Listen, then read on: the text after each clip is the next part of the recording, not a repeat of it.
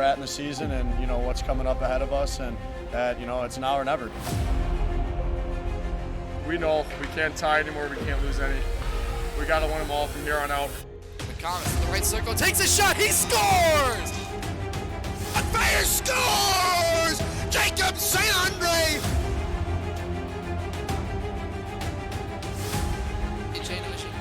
He needs some here. Got a shot, scores! Julian Johnson, his first goal in his ACHA career! We're battling for our nationals right now. Scores! Looking for a pass. He'll work to the high slot. Let a shot go. Scores! Brennan Martin, the captain, wins it in overtime! Hey, that was a big win. Now we gotta show up tomorrow. Tomorrow's the bigger game. All right? Tomorrow's the bigger game.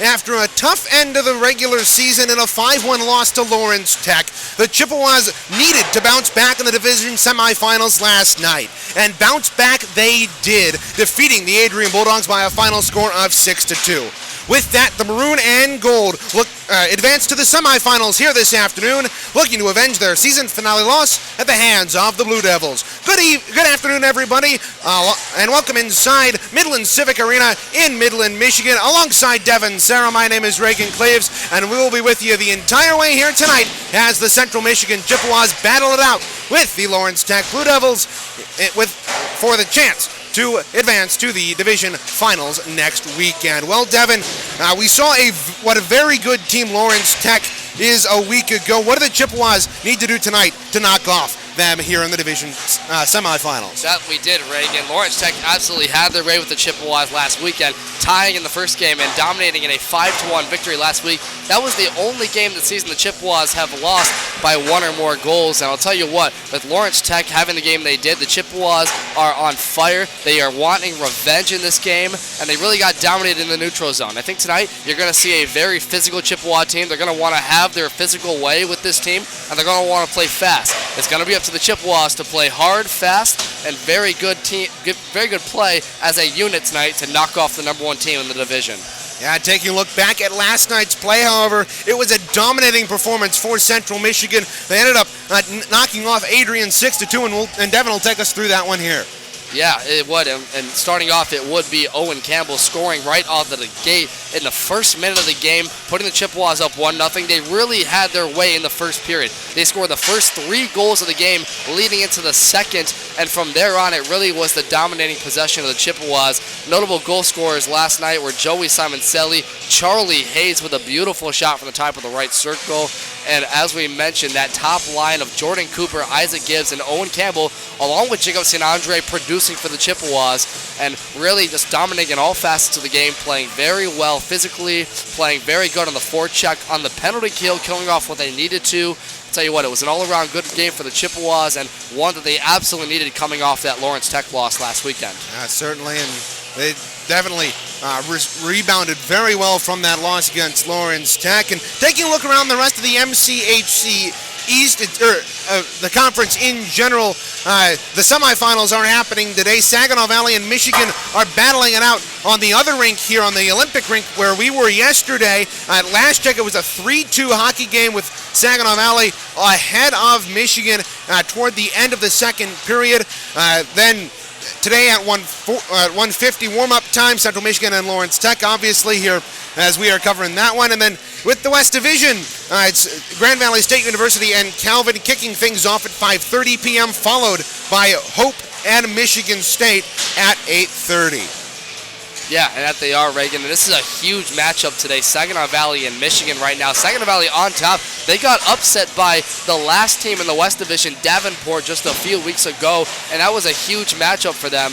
And for Lawrence Tech playing today against Central, this is the division semifinal. Whoever wins these games will go on to the division final, and then whoever the winner of the West will be to play next weekend in Grand Rapids. We'll take a closer look at the two teams here today real quick. Central Michigan comes into tonight with 12 wins on the season, 5 losses, and 6 ties, folks. That's the most ties across all 3 ACHA divisions. And I'll tell you what, they haven't reached the record for the most ties. That was set by Robert Morris with 9 back all the way in 2009. But it's been that kind of season for the Chippewas, and they're going to be looking to, as I mentioned, not tie. They can't anymore now that the playoffs. So the Chippewas, if they go to the extra time, will need to have it. The only overtime winner they've had was Brendan Martin that you called so fabulously against Michigan in the first game of that series. But taking a look at the other side, Lawrence Tech, 17 wins, 6 losses, 3 ties on the season, and they've had points in 14 of their last 15 games. Their only loss coming to Notre Dame a couple of weeks ago.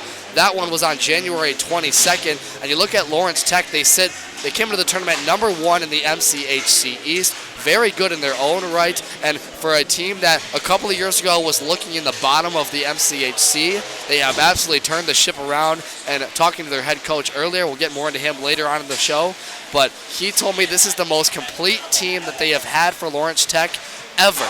So the Blue Devils looking for the national tournament bid, and more than that, a Vezina Cup title. Yeah, certainly, and there'll be a good battle here tonight, as evidenced by the first game that these two teams had this season. It was a 4-4 tie, and it was a overtime thriller that almost ended in a win for Lawrence Tech, but was waved off at the buzzer. Taking a look at the series history, with Lawrence Tech having a 1-0-1 record in the regular season against Central Michigan with a 4-4 tie back on February 11th, and then a 5-1 win on the 12th of February just last week.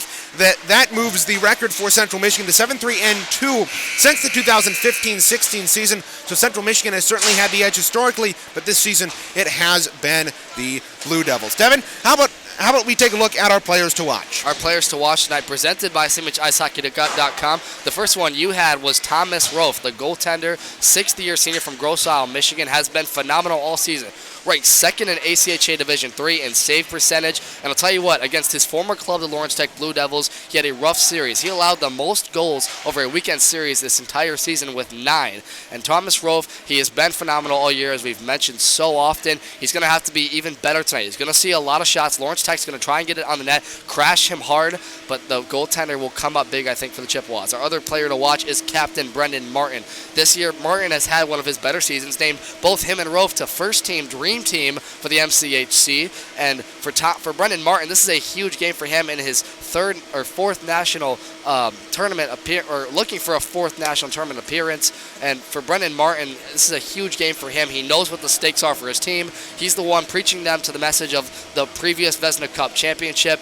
We're expecting big things out of him. As for Lawrence Tech, our player to watch is Colin Clark and Connor Juhas. These two players have been phenomenal on the top line of Lawrence Tech. They have points both in 5 of the last 8 games. And for Connor Juhas, he had 2 against Central Michigan in the past weekend series, and Colin Clark will be one of the players to watch exceptionally. Look for those two to be not only present on the forecheck, but also the power play that has been so great for the Blue Devils all season. Yeah, and taking a look at our keys to the game, the Chippewas need to take advantage of the turnovers. It's been a rough one here as of late. They've been turning the puck over, especially against these Blue Devils in the last weekend series. They need to turn that around. Devin, what's our second key to the game? Our second key to the game is look for the second read and make quality chances happen. The Chippewas really preached all season getting pucks to the net and really looking for those second chances. But when they're on their game, they have more than one option. They can really spread the ice very well. They have a lot of very sneakily lethal shooters on this team. Charlie Hayes, the defenseman, went bar down last night in the top corner. And I'll tell you what, a player like him, Lawrence Tech, is not going to expect to be that goal scorer. Him, along with players Jay Nadeau, not even to mention Jordan Cooper, as I mentioned, on the top line. Jacob Kosnick, we've seen him all over the ice. He could be a goal scorer tonight. The Chippewas are dangerously good when they're on their game. It's going to take for them to look for those second chance and reads and play it well. Yeah, taking a look now at our Light the Lamp. Devin, who'd you have here tonight? I went with none other than Jordan Cooper. I think Cooper is going to have a strong game. He was very good on that top line, as I mentioned. Cooper is my Light the Lamp. Yeah, I'm going to go with Isaac Gibbs. He had 1 point last night with the assist. And who did Joe and Tristan have, Devin? Tristan had Andrew Porzonik as his light the lamp, points in 7 of his last 8 games. And I'll tell you what, folks, he didn't score last night, but he came nearly close, ringing off the post one time and a couple other great chances. And Tristan at the bottom of the light the lamp standings right now, but a player like Andrew Porzonik is going to get you up there, buddy. So look for him to get on the scoring column. Finishing up here, Joey, our social media manager, Joe Grogan, went with Isaac Gibbs tonight, the star freshman from Novi, Michigan. Isaac Gibbs, the top goal scorer for the Chippewas all season long, has been great. And we'll see what happens with the light the lamp right now. Yeah, certainly. That'll do it for the bulk of our pregame show, but we'll take a quick break. We'll be right back with the Coaches Show here on CCHN.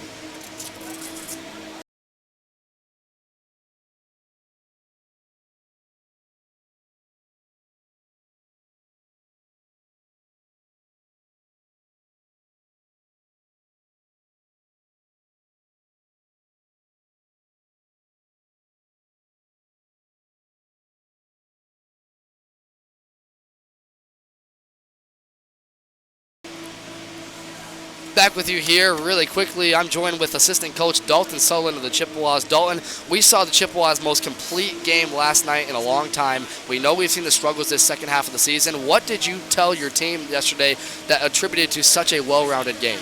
Yeah, I think we focused a lot on our positioning and positioning in all 3 zones. I think that was one thing that was really holding us back was the fact that we were just out of position in every aspect of the game. So kind of broke it down a little bit and found out what we were doing wrong in all areas and tried to get that better, and I think it showed yesterday for sure. Yeah, and we talked about all game how you spreaded the wealth of the puck. Yeah. We saw both top lines getting involved. Yeah. Jay Nady was phenomenal. Andrew Porzonik, as we mentioned. Owen Campbell and Yeah. Isaac Gibbs. Those freshmen have been phenomenal for you guys. Yeah. Are you guys more confident in those top 2 lines, or are you looking at those 3rd and 4th lines? We've seen Hayden Flynn do well, Yeah. and where is this wealth coming from? Where do you expect it to come from? Yeah, I think it has all to do with all 4 lines. I mean, we were rolling all 4 lines all game yesterday. Our 4th line got 3 to 4 shifts in the 3rd as well. So, I mean, having 4 lines this late in the season that you can roll at any time helps, and helps a team to be this deep. And I mean, our top lines right now are starting to gel together, and we need those guys going forward if we want to make a run at this thing. So everyone's gelling at the right time, and I hope we put in a performance like we did yesterday. Yeah, and Dalton, it is behind you from last weekend, but we do have to mention the losses to Lawrence Tech, the tie and the loss. That was your guys' is probably not your best game all season long, losing for the first time all year by more than 1 goal. Yeah. We know we've seen a rebound. We know what has to happen and the stakes on the line to keep going in this Vezina Cup tournament, but not to mention the national tournament. Is there more added pressure playing Lawrence Tech, and do you think if you can get past this opponent, the sky is the limit for you guys? Yeah, I think so. I think this is definitely one that our team's getting up for. I mean, like you said, that was our only non-1 goal loss all year, so definitely a fire lit under our guys, and we're ready to go tonight. And I think to answer your question, I think if we win this one, it'll definitely put us in the right direction of where we want to go. So it all starts with today, and the next 10 minutes, I hope we start fast for us. Awesome. Thank you for your time, Dalton. Good Thanks, luck guys. today. Thank you. That'll do it for this portion of the pregame show. Stand by. We'll be ready with Reagan Cleaves for puck drop, national anthems, and more. Stay with us. You're watching Central Michigan playoff hockey here on CCHN. All right. Thanks, guys.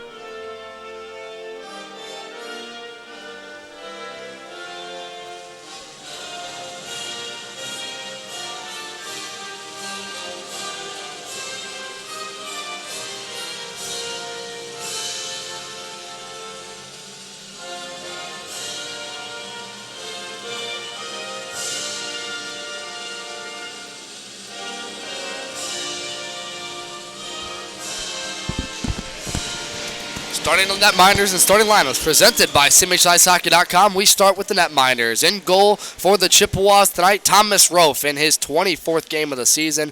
This regular season, he had 11 wins, 4 losses, and 5 ties with a .928 save percentage, good enough for second in the ACHA Division III among goaltenders with at least 10 starts and a 2.56 goals against average. In net for the Lawrence Tech Blue Devils will be Nicholas Barrett. Through 13 games this year, 8 wins, 3 losses, 1 tie with a .881 save percentage and a 2.04 goals against average. Thanks, Devin. Our starting lineups, it's St. Andre, Campbell, Gibbs, Martin, and Nadu for the Central Michigan Chippewas. And the Blue Devils send out Young, Juhas, Holmes, Clark, and Golby.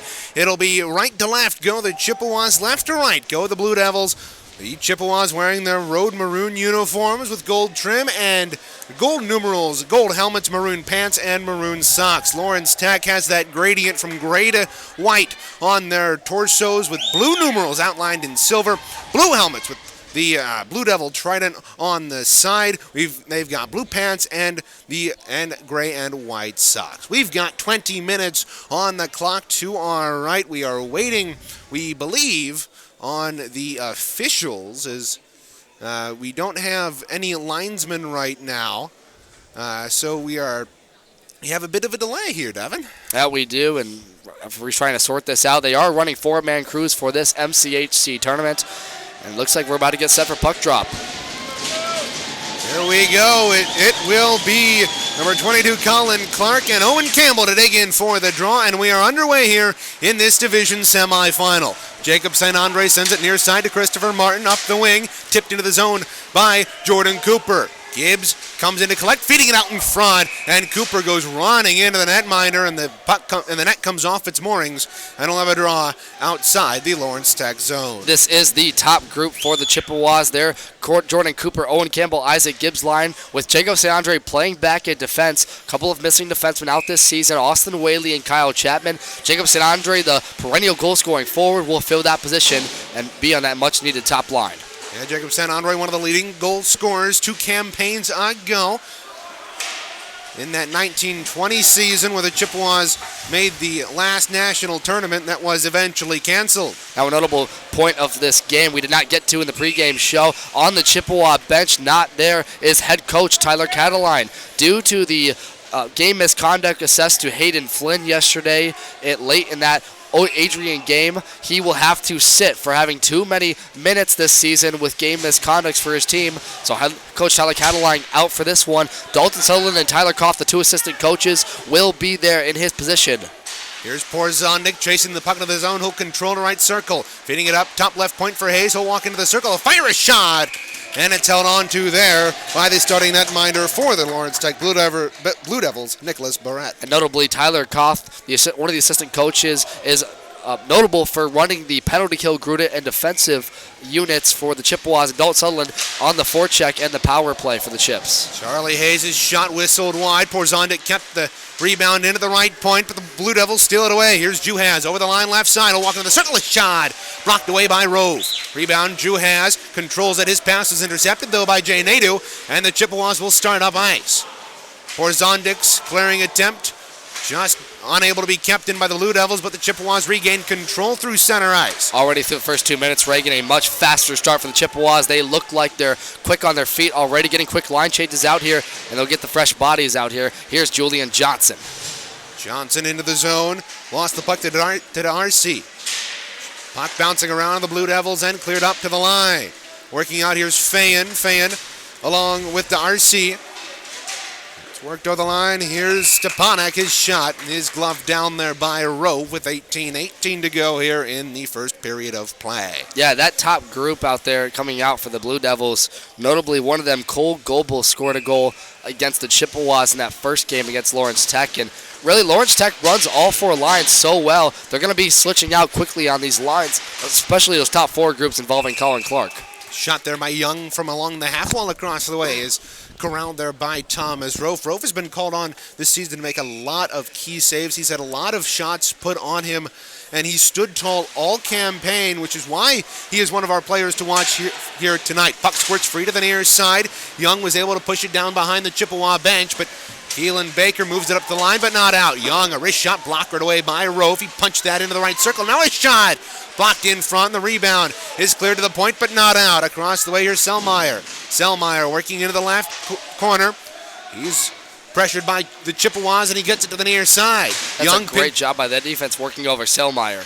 Young pinching down from the right point, is able to wrap it around the boards to the far side, and Keegan Moore finishes the deal, gets it back out to center before the Blue Devils dump it right back in.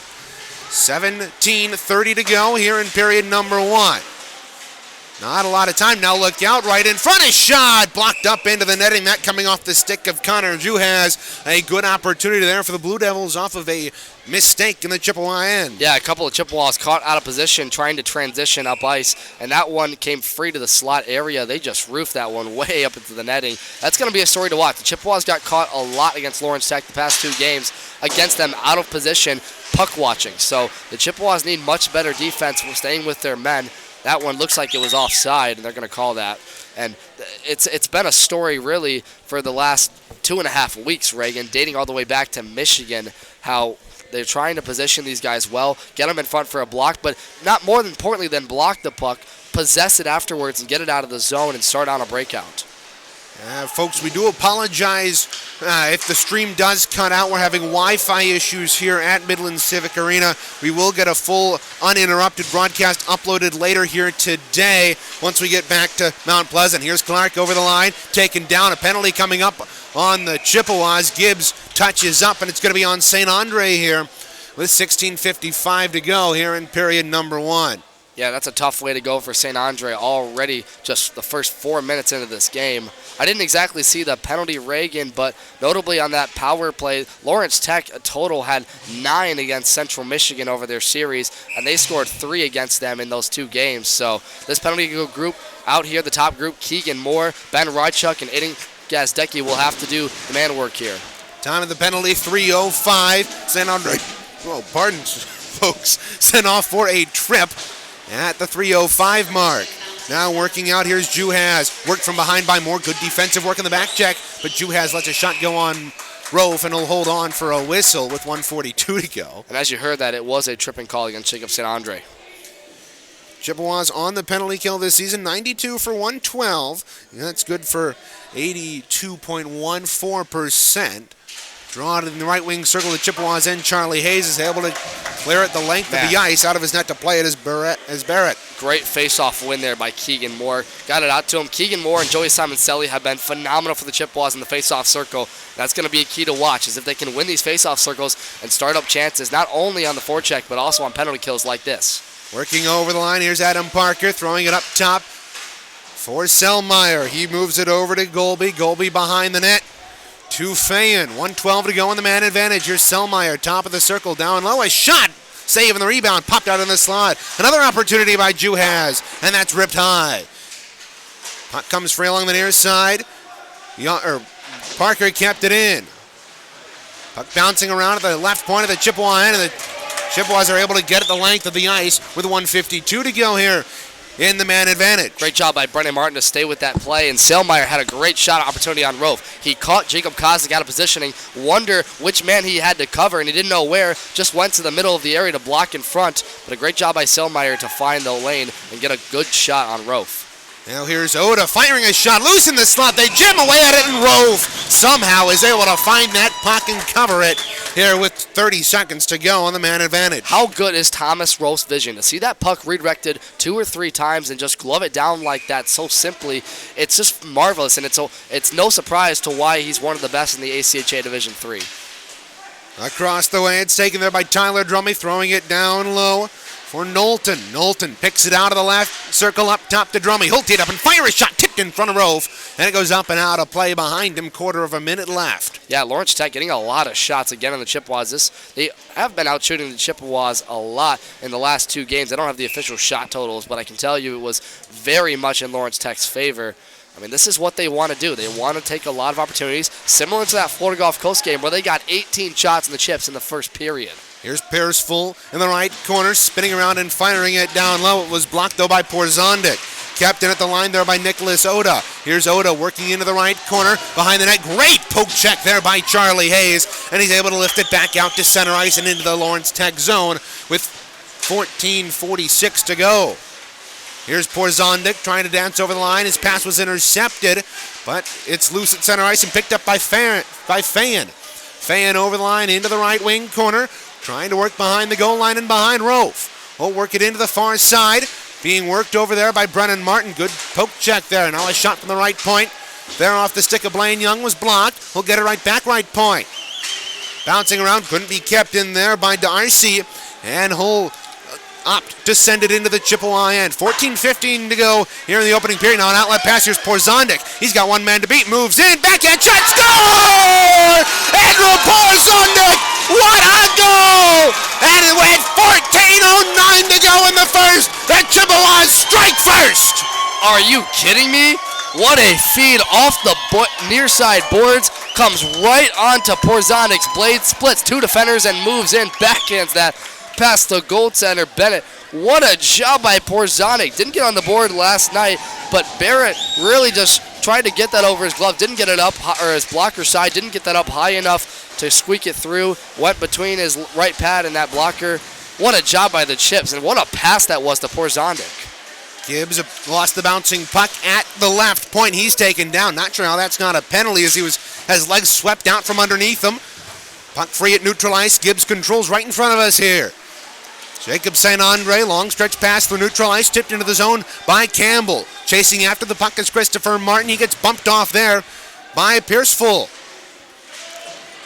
Puck comes free to the Chippewa line, or to the right point of the Lawrence Tech Blue Devils. Good keep there by Jacob St. Andre, and the puck's tied up right in front of the bench. It comes free to the official circle. Picking it up there is Pierceful. He's crunched to the boards there by Jordan Cooper, allowing Campbell to pick up the puck. Christopher Martin, long stretch pass, wide of goal, but Barrett patted it into the left corner. It's picked up there by Jari Bart, and the Blue Devils will go to work left to right here in this first period of play. They'll dump it down the length of the ice. Icing is waved off. Here's the announcement on the goal.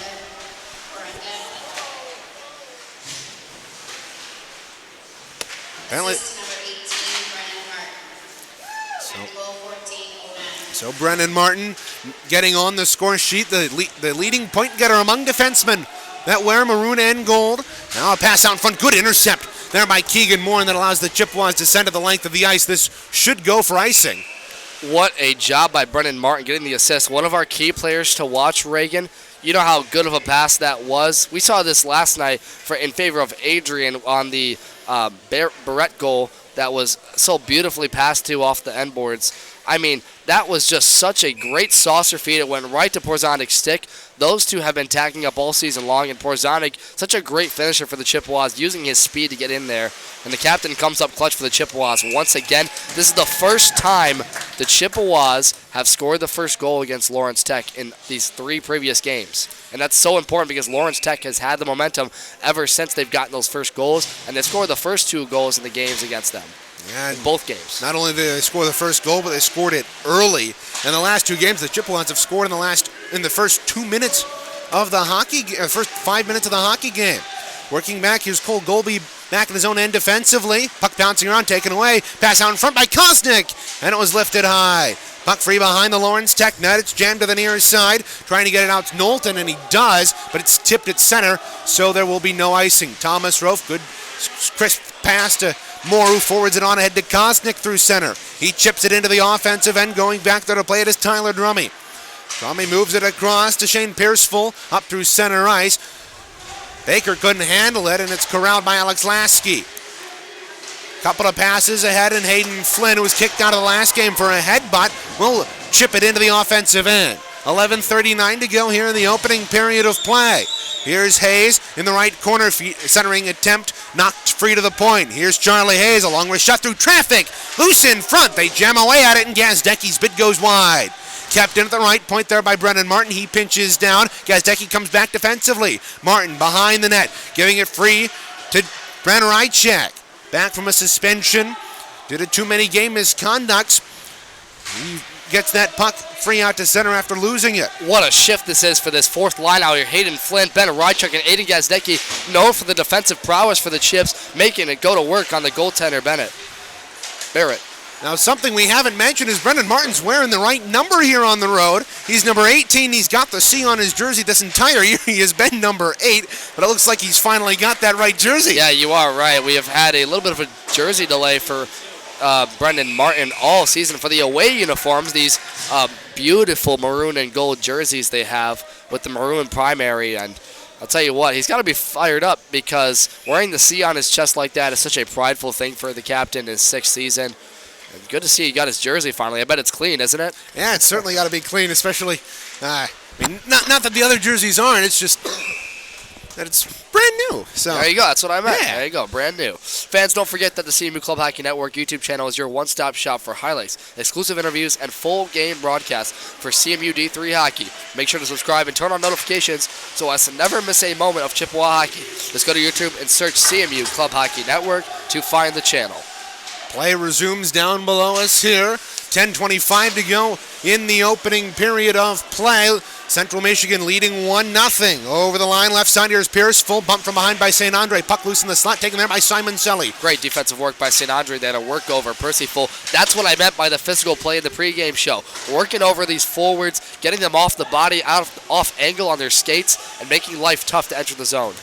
Lawrence Tech regrouping in their own end. Back there is Tyler Drummy. Long stretch pass intercepted. Here's Isaac Gibbs. His shot deflected up off the stick of Nick Showett, and it goes up and out of play with 9:55 to go. We do apologize if any of the times sound weird. We're trying to deal with a clock that doesn't really show the entire number down to our right.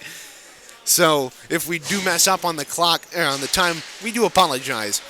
But there is certainly a reason. We're not just bad at counting. Jacob St. Andre keeps it in at the right point of the offensive end, bouncing puck along the half wall. Now St. Andre moving into the slot. Couldn't handle the puck. His shot was blocked, and he's taken down from behind. That leads to a Lawrence Tech rush 4-on-2. Up ahead to Selmeyer. Selmeyer over the line, just onside.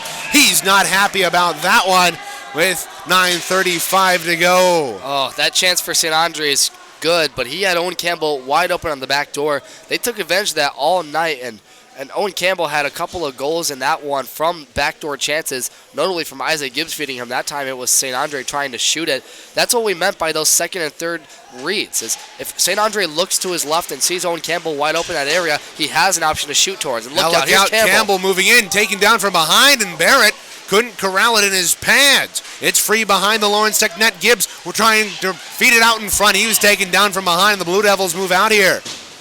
Oh, Gibbs is slow to get up. He took a hard body check there to his shoulder. Moved in there by Colin Clark behind Thomas Rolfe. Keelan Baker there to corral it and rim it around the boards. Isaac Gibbs takes it, chips it through center ice at 2-on-1. Here's Campbell over the line. Oh, we're going to circle a shot. Rip that wide right side. Now Baker throwing it down low. Taken there along the far half wall by Campbell. Campbell's worked over, but will throw it down low to Cooper. Cooper centering attempt intercepted. And the Blue Devils are able to get it to the line, but not out. Good keep, but they eventually do on the second chance. Now here's Juhas. Over the line, Connor Juhas trying to deke around. He gets lit up by Alex Lasky. Good defensive play there by Alex Lasky, the defenseman for Central Michigan. 8:36 to go here in the opening period of play. 1-0 Central Michigan leads. Puck bouncing around the right circle. Kosnick kicks it free to the far wing. Backhand in front. They jammed just wide on the back door. Now Lasky getting into Lasky, it. Yeah. He's still going at him with it. Frustrated there with number 27, Sam Stepanek. But excellent last three shifts for the Chippewas, Reagan. They are dominating the neutral zone right now and making it tough. This is what I meant they had to do to Lawrence Tech. They had to make it tough and win the puck possession, notably in the attacking zone. More time, it's obvious in the game of hockey, folks. If you dominate in the offensive zone, you're going to lead to more scoring chances. Now Darcy is shot, save, and the rebound. It popped right out of Rolfe's glove. That's a dangerous play as it came free right in front. 7:47 to go here in period number one. Puck tied up in the right wing corner. It's kicked loose. Charlie Hayes takes it, throws it around the boards for Keegan Moore. He'll play it near side off the boards. It's intercepted, though, by Schoen and thrown back into the maroon and gold end. They could have looked at a 2-on-1 there. Hayes just missed Kosnick on the near side wing, as you saw. And look at Hayes moving through four defenders. Charlie Hayes the president of this club team, is able to work it free to the near side. Ben Rychek barreling into the left corner, picks it up. He's taken down from behind, but he gets right back up. Rychek behind the net, taking a, how is that not a trip? He's taken down and had his feet knocked out from under him. Just took him down to the ice. I don't understand that one either, Reagan. Rychek doing such a good job physically working in behind the net to win that puck battle. We got the two linesmen out here. It looks like they came in on the fly here. They might have been working the other game on the other rink here, but we now have a full four-man crew. We were working with a two-man crew earlier with just the referees out here. Lawrence Tech unable to get the puck out of their own zone here. It's intercepted here. St. Andre high slot. Leaves it here near side for Rychek. It was in his skates. Couldn't handle it. In the near corner, Juhas trying to kick it out of the zone. It's tied up on the half wall. Moved down low. Austin Ritter charging in after it. It's knocked free to Adam Parker. We'll send it near side and back into the Chippewa end. 6:20 to go in the opening period. Austin Ritter tips this pass into the offensive end. Out of his net comes Barrett to play it. Folks, we want to give you a score update of what's going on in this East Division semifinal. Saginaw Valley State and Michigan tied in overtime, heading to second overtime, knotted at 3 apiece. That is a notable game. The winner of this one and that will meet in the East Division final next week in Grand Rapids. And the winner of that will head to the conference final for the MCHC against the West opponent. Back in his own end, Alex Lasky. Puck played off of his skate. It comes free to Porzondik. One-touch pass ahead, too far for Simon Selly. And it's controlled by the Blue Devils. Outlet pass. Here's Bardin over the line. He had the puck knocked away from him. Simon Selly controls it center ice. He'll move over the line onside. 3-on-2. He'll move behind the net. Takes his man down. Good physical play here by the Chippewas, but they're keeping it clean. Bart picks it up across the way, lifts it out to center ice, glove down there by Lasky. Good play. Good defense by Alex Lasky there, controlling that one. Reagan, that's the story right there, as the neutral zone wins there, not allowing Lawrence Tech to enter the zone as easily as they can, and that's been the story. That was the difference in the last game. Lawrence Tech absolutely dominated the neutral zone, and it led to so many transitions over the blue line in the attacking zone. Puck free across the way in the neutral zone. Over the line, here's Parker. He'll throw it into the zone, chasing after it. There is Oda, and a big hit on Isaac Gibbs. Gibbs wanting a penalty, none forthcoming, and good to see Gibbs get up there, Reagan. He hit the back of his neck first into that far side corner. Puck is literally kicked out of the zone. Here's Brennan Martin charging up ice. The Central Michigan captain couldn't get to it first, and the Blue Devils will throw it out to center ice. Parker had his pass intercepted by Martin, and he'll throw it into the offensive end. Puck is lifted out through center off the half wall right in front of us. Charlie Hayes back in front. Here's Darcy in his own end, lifted it out to center. Isaac Gibbs kicks it over the line, delayed offsides, forces the Chippewas to tag up at center ice, giving the Blue Devils a free possession. Folks, that SVSU game in Michigan is a notable one. SVSU looking for the upset. They were upset by the last team in the West Division, Davenport, a few weeks ago, but they're taking it to the Wolverines, who finished second in the MCHC East and into the number 2 seed. That's huge if SVSU can get the upset, Reagan. Yeah, both these two games are vitally important, not only for the MCHC consideration as the puck's tied up in front of us here. It's worked free by the Blue Devils. It's also important in terms of the national competition.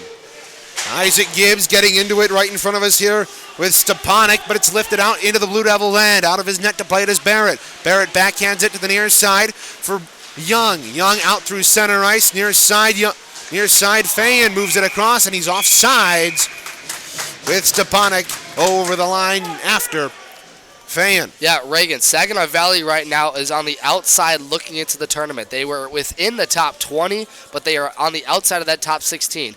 Only the top 16 will get auto bids to the national tournament, and it's not decided by conference winners. That's the important part. They must win that game against Michigan if they want a chance of getting in. And whoever wins this game, it could shift up the national tournament, could shift up the national rankings a bit here, as Central Michigan right now currently ranked at number 6. Lawrence Tech staying tall at number 8. Final rankings come out, or are finalized on Sunday. They come out later next week. 4:05 to go here in the opening period of play. Fans, stay with us for the second intermission report. Once time runs out on this first period, Devin Sarah will have a look at the Chippewa out-of-town scoreboard. Now look out, a shot! And they score! But where's the puck? Wait a second. Where was that puck? Was it on the outside of the net? Connor Juhas celebrated it. I think this will be a goal. I believe Connor Juhas went far side on Rolfe there. Juhas turned that puck over at set in the slot area, ripped that one, trying to go blocker side on Rolfe. But maybe Reagan? They're talking about it. Rolfe and the Chippewas seem to be claiming that it was on the outside of the net, and the referees are consulting all four of them behind the net. Did that bounce off the end boards? No. That might have gone into the skirt behind the net. You know how that's happened sometimes in the NHL with that clear coating on the outside of the net? Oh, yeah. Yep. They're talking because it depends on where This also might have gone through the net. The linesman's looking at the net right now. We do have video confirmation. We do not have a replay for you with our feed, but they're going to talk about it here. Man, playing on the South Rink here at the Midland Civic Center. This is the NHL-sized rink, and I'll tell you what, folks, this is an old barn. This place has been around for a long time. They've had these old nets here for God knows how long, probably older than I have been, and they're going to wave this one off. It's no goal. There we go. So the puck must have gone on the outside of the net. Oh, boy. I thought Juhas had scored from the right circle. Me too. Yep. Wow. It's going to be a 1-0 game here with 2:53 to go in the opening period. How many times have you seen that, Reagan? I have not seen that in person ever. I have seen one video of it from the NHL, but it's a rare circumstance here. It is very rare. Holy smokes. We're going to have to go back in the footage after this one, Reagan, and you know how they have those dang it moments by, what's his name? From Steve Dangle. Steve Dangle, the Maple Leafs fan. That could be one. That might be a dang it. Yeah. I mean, but not even on Juhas' part, just the rink itself and that net. It's something that makes you say dang it. Exactly. To quote Steve Dangle, Lawrence Tech still talking about it with the referees. They're not going to get the call they want. Folks, we do have an overtime update for you. Michigan takes it over Saginaw Valley State. They are moving on to the East Division Final. They will play the winner of this one, Lawrence Tech and Central Michigan. What an effort by Saginaw Valley. They went up 3-0 heading into the second period, and a major penalty to number 90 on the Cardinals assessed led to 2 power play goals for Michigan. Just one, one power play goal, but 4 unanswered for Michigan. As we get the official call here, no goal in favor of, or no goal for Lawrence Tech, as that one went through the netting hole of the far side post. But an update, that is huge. Michigan, the number 2 seed against Saginaw Valley State. Saginaw came in ranked at number 18. They had to win that one to get into the national tournament. And now it's up to fate to see if they get in, Reagan. A long shot from the left point was blocked out in front. Bouncing puck around by Simon Selly out through neutral ice. Working back there is Sawyer Walker, pressured by Nadeau. He works it free. And the Blue Devils get it back to the Chippewa line. 2:35 to go here in the opening period. Stretch pass through center, intercepted here by Juhas. He's taken the boards here by Joey Simon Selly. Ahead through neutral ice, down into the Chippewa line. Baker rushing back there with his opposite number, Pierceful. Porzondik picks up the loose puck across to Nadeau through neutral ice. It's intercepted, as taking a tumble there was Nick Schoen. Here's Keelan Baker over the line, dumps it in around behind Barrett. Throwing his weight around behind the net there is Porzondik as it's skied through neutral ice, and Keegan Moore back to play it. Off the skate of Baker. He's lucky that one didn't get intercepted. Worked away there from Simon Selly, and here over the line is Bart. Bart crunched to the boards, 1:47 to go here. Chippewas have had a hard time getting out of the zone. Here's Simon Selly 2-on-1 with Moore. Moore working in, pass out in front, and it's covered by Barrett here with 1:35 to go in the first period. That is such good rushing transition work from Simon Selly and Moore. They won the bouncing puck at center ice. Bart couldn't handle it the first time, and it led to the breakout. They are staying with these plays, and they're settling down the bouncing pucks. I'll tell you what, the puck luck is in their favor right now, but it's accredited to their hard work through center. They are playing much faster than they were in the previous 2 games against Lawrence Tech. Martin spinning and throwing it down to the right wing corner. It's worked up the half wall. Lawrence Tech unable to get it out. Good work here by Kosnick. He'll dance in front, trying to feed it. They jam away at it. Where is that puck? It's loose to the near corner. Great play there by Barrett. Here's Charlie Hayes teeing it up and firing a bouncing puck on goal. And is the net off its moorings? It looks like it is. We've had trouble with the net behind Barrett all afternoon here. That is an underrated save there by Nicholas Barrett. He dove all the way to his right side leg, and he lost his stick, and he still extended it. I don't know if he got it a second or third time, but if he did, that is phenomenal work from Barrett, keeping this one only at 1-0 in favor of Central. Lawrence Tech wins the draw. Taking it there is Blaine Young, pardon. Moving it out through center ice. Chippewas regain control. Charlie Hayes on the left wing chips it into the offensive end. Back there to play it is Cole Golby. 60 seconds to go in the first frame here from Midland Civic Arena in the division semifinal between the Central Michigan Chippewas and the Lawrence Tech Blue Devils. Now Campbell works the puck free, kept in by Martin. Here's Charlie Hayes. To fire a shot. And it's into the gut of Barrett. He'll hold on for a whistle with 44 seconds to go. This is such great work by Jordan Cooper to shield off defenders with his body. That's how Cooper likes to move in these zones. And when he's on his game, he is one of the best puck handlers on this Central Michigan team. And the one thing I want to know about this forecheck Reagan is we are seeing much more control of this puck. They're not dumping it in quickly to see if they can get a chase or win a battle in a corner. They're controlling the puck possession. They're making chances happen, and they're quality shots. These aren't just send it on net and see what happens. These are quality shots. Charlie Hayes had a great one from the top left circle. He scored from the top of the right circle last night. Now ahead off the skate of St. Andre, intercepted, but the Chippewas get it back. Here's Cooper. Cooper will chip it into the offensive end and come to blows with Sawyer Walker at the left point. Meanwhile, puck kept in at the right point there by Campbell. He'll throw it around behind the net. Blue Devils trying to get something going here with 15 seconds. St. Andre got speared in the gut, no call. 10 seconds to go. Here's a pass through center ice. Christopher Martin had it intercepted. It's played to the near half wall, and off the boards, it's corralled there by Fan. He dumps it into the end, and the Chippewas will head to the second intermission after a goal, or first intermission after a goal by Porzondik at the 3:05 mark of that first period, and a controversial no-goal call for the Blue Devils will head to the first intermission with a 1-0 lead for the Chippewas. We'll step aside. You're watching CMU D3 Club Hockey on CCHN.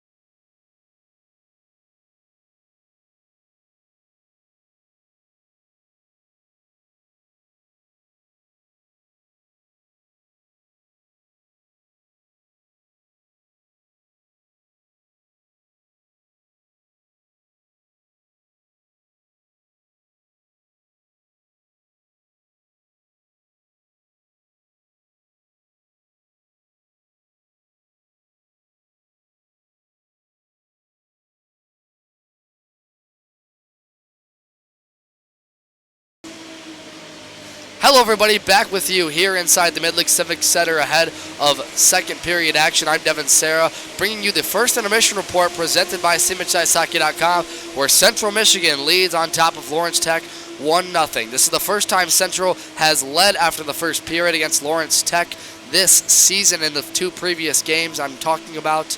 And I'll tell you what, folks, it was a great period for the Chippewas all around. The only goal scorer in this one was Andrew Porzondik from a great saucer feed from Brennan Martin. He banged it off the near side boards here, went all the way to him in the low slot, and he ripped it past the blocker side of the goaltender Barrett on the blocker. That was an excellent goal and an excellent pass. All-around play from the Chippewas. They continued that. The only penalty we had was Jacob St. Andre at the 105 mark for a tripping call, or 305 mark, excuse me. St. Andre going to the box. That's the only one so far. There was a goal waved off of Connor Juhas's shot from the right circle late in this first period. Apparently the puck went through the skirt sleeve of the far right post. We all thought it was in, but the referees clearly saw it different. So this one stays at 1-0 in favor of Central Michigan. Lawrence Tech leading in the official shot categories. We don't have the official numbers for you here, but we will get that for you updated in the second period shortly.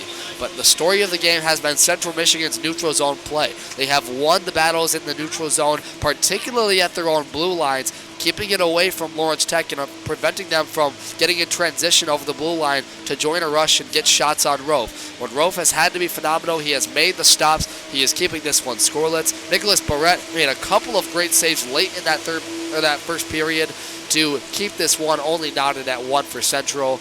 But great play from Jordan Cooper all around. Isaac Gibbs has been phenomenal, as well as Owen Campbell, one of the stories tonight, and Joe's Light the Lamp. We'll give you updates on those as well. The only goal scorer is for Tristan Hagenstein right now with 2 points in the Light the Lamp board. Congratulations to you, buddy. You're, I think, 7 points out of the lead now, but hey, you got to start somewhere, right? We're getting there. You're right. So right now, that's where we sit after one. We will give you some score updates across the MCHC. Right now, in the final for Michigan and Saginaw Valley State in the other MCHC semifinal game, Michigan takes it 4-3 in overtime over the Cardinals. Saginaw Valley had a 3-0 lead going through the second period, but with a 5-minute major assessed on number 90 of the Cardinals halfway through, it led to a goal for Michigan on the power play, and from there it snowballed for them. Michigan scoring 4 unanswered goals into overtime and eventually winning that one. They will head to the MCHC final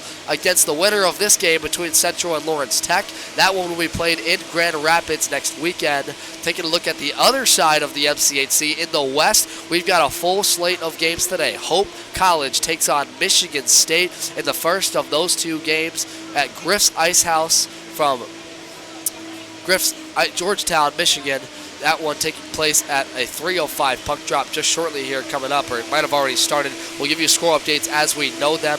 The only other game on the slate is Grand Valley and Calvin College. Calvin trying to upset the Lakers, who they gave trouble with earlier this year, only losing by 2 goals in both games. We'll keep you updated with all those scores as they happen live on the ACHA website as well as the MCHC Twitter page. Taking a look at our scoreboards for Central Michigan Athletics. Tomorrow, Central Michigan Wrestling is in action against University of Michigan. They lost today against Michigan State in the open tournament against the Spartans. That one a 17-19 final. The Chippewas right now ranked in the top 15 of the nation in the wrestling category, and a big matchup tomorrow that will be a packed McGurk Arena. You can catch that one for a 1:30 start time. You can catch it on Central Michigan Athletic broadcast stations, Chippewa Sports Network, and radio calls. The other action in for Chippewa Athletics is softball, coming off their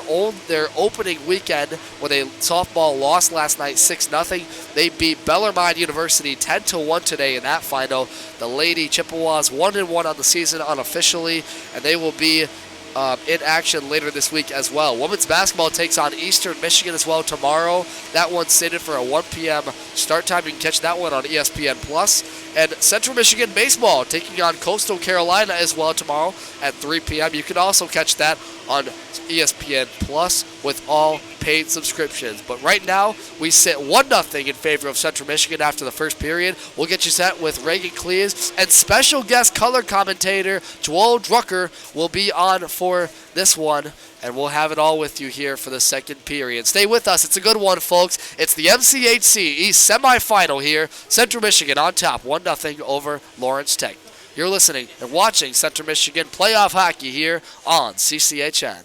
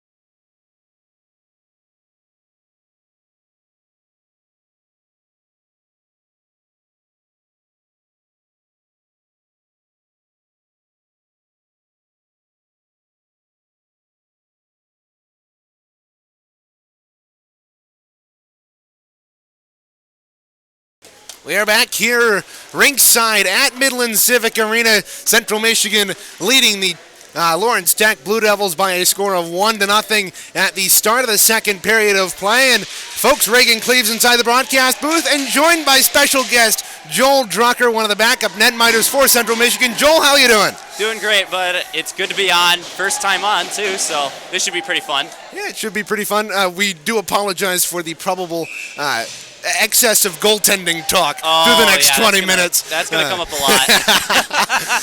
Chippewas will head left to right across your radio dial here in this second period of play, wearing the maroon jerseys with gold trim, gold helmets, maroon pants, and maroon socks. Lawrence Tech wearing those slick gray to white gradients top to bottom with blue numbers trimmed in silver, blue helmets, blue pants, and gray and white socks. We've got 20 minutes on the clock here, and we are back underway here in the division semifinal from Midland Civic Arena.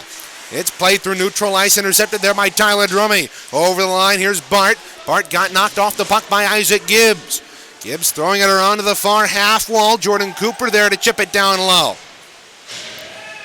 Puck's tied up along the half wall. Chippewas get it to the line. Campbell knocked it down ahead to Gibbs. He tipped it into the zone now. Out of his net comes Barrett. Barrett's come out of his net a lot during this game. Have you noticed that? Yeah, he certainly has. And that one almost caromed off the end boards. And typically, you want a goaltender to stay in, especially if he's a bit wary on the puck. And He's been doing a good job of handling it, though, hasn't he? Yeah, Barrett seems to be doing a great job with handling the puck. I know in the home game we had against them, he actually had a wonderful assist to one of his players on one of their goals against us, sadly. Puck bouncing around in the Chippewa end. Jacob St. Andre scoops up the puck in the left corner before taking a hit.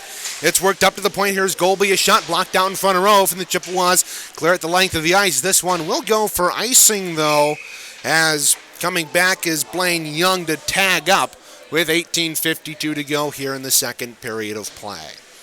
Kind of going on the topic of goalies that can play the puck, if you ever run into a goalie that is really good with playing the puck, such as a guy like Barrett, there are a couple things a player can do to stop him from playing the puck. Either once you get to the red line, you can either dump it soft into a corner, or you can just try and blow it right past him on a hard dump in. But you better have a guy coming on that other side to catch that puck, or else it's a free breakout for the other team. Now Isaac Gibbs into the corner.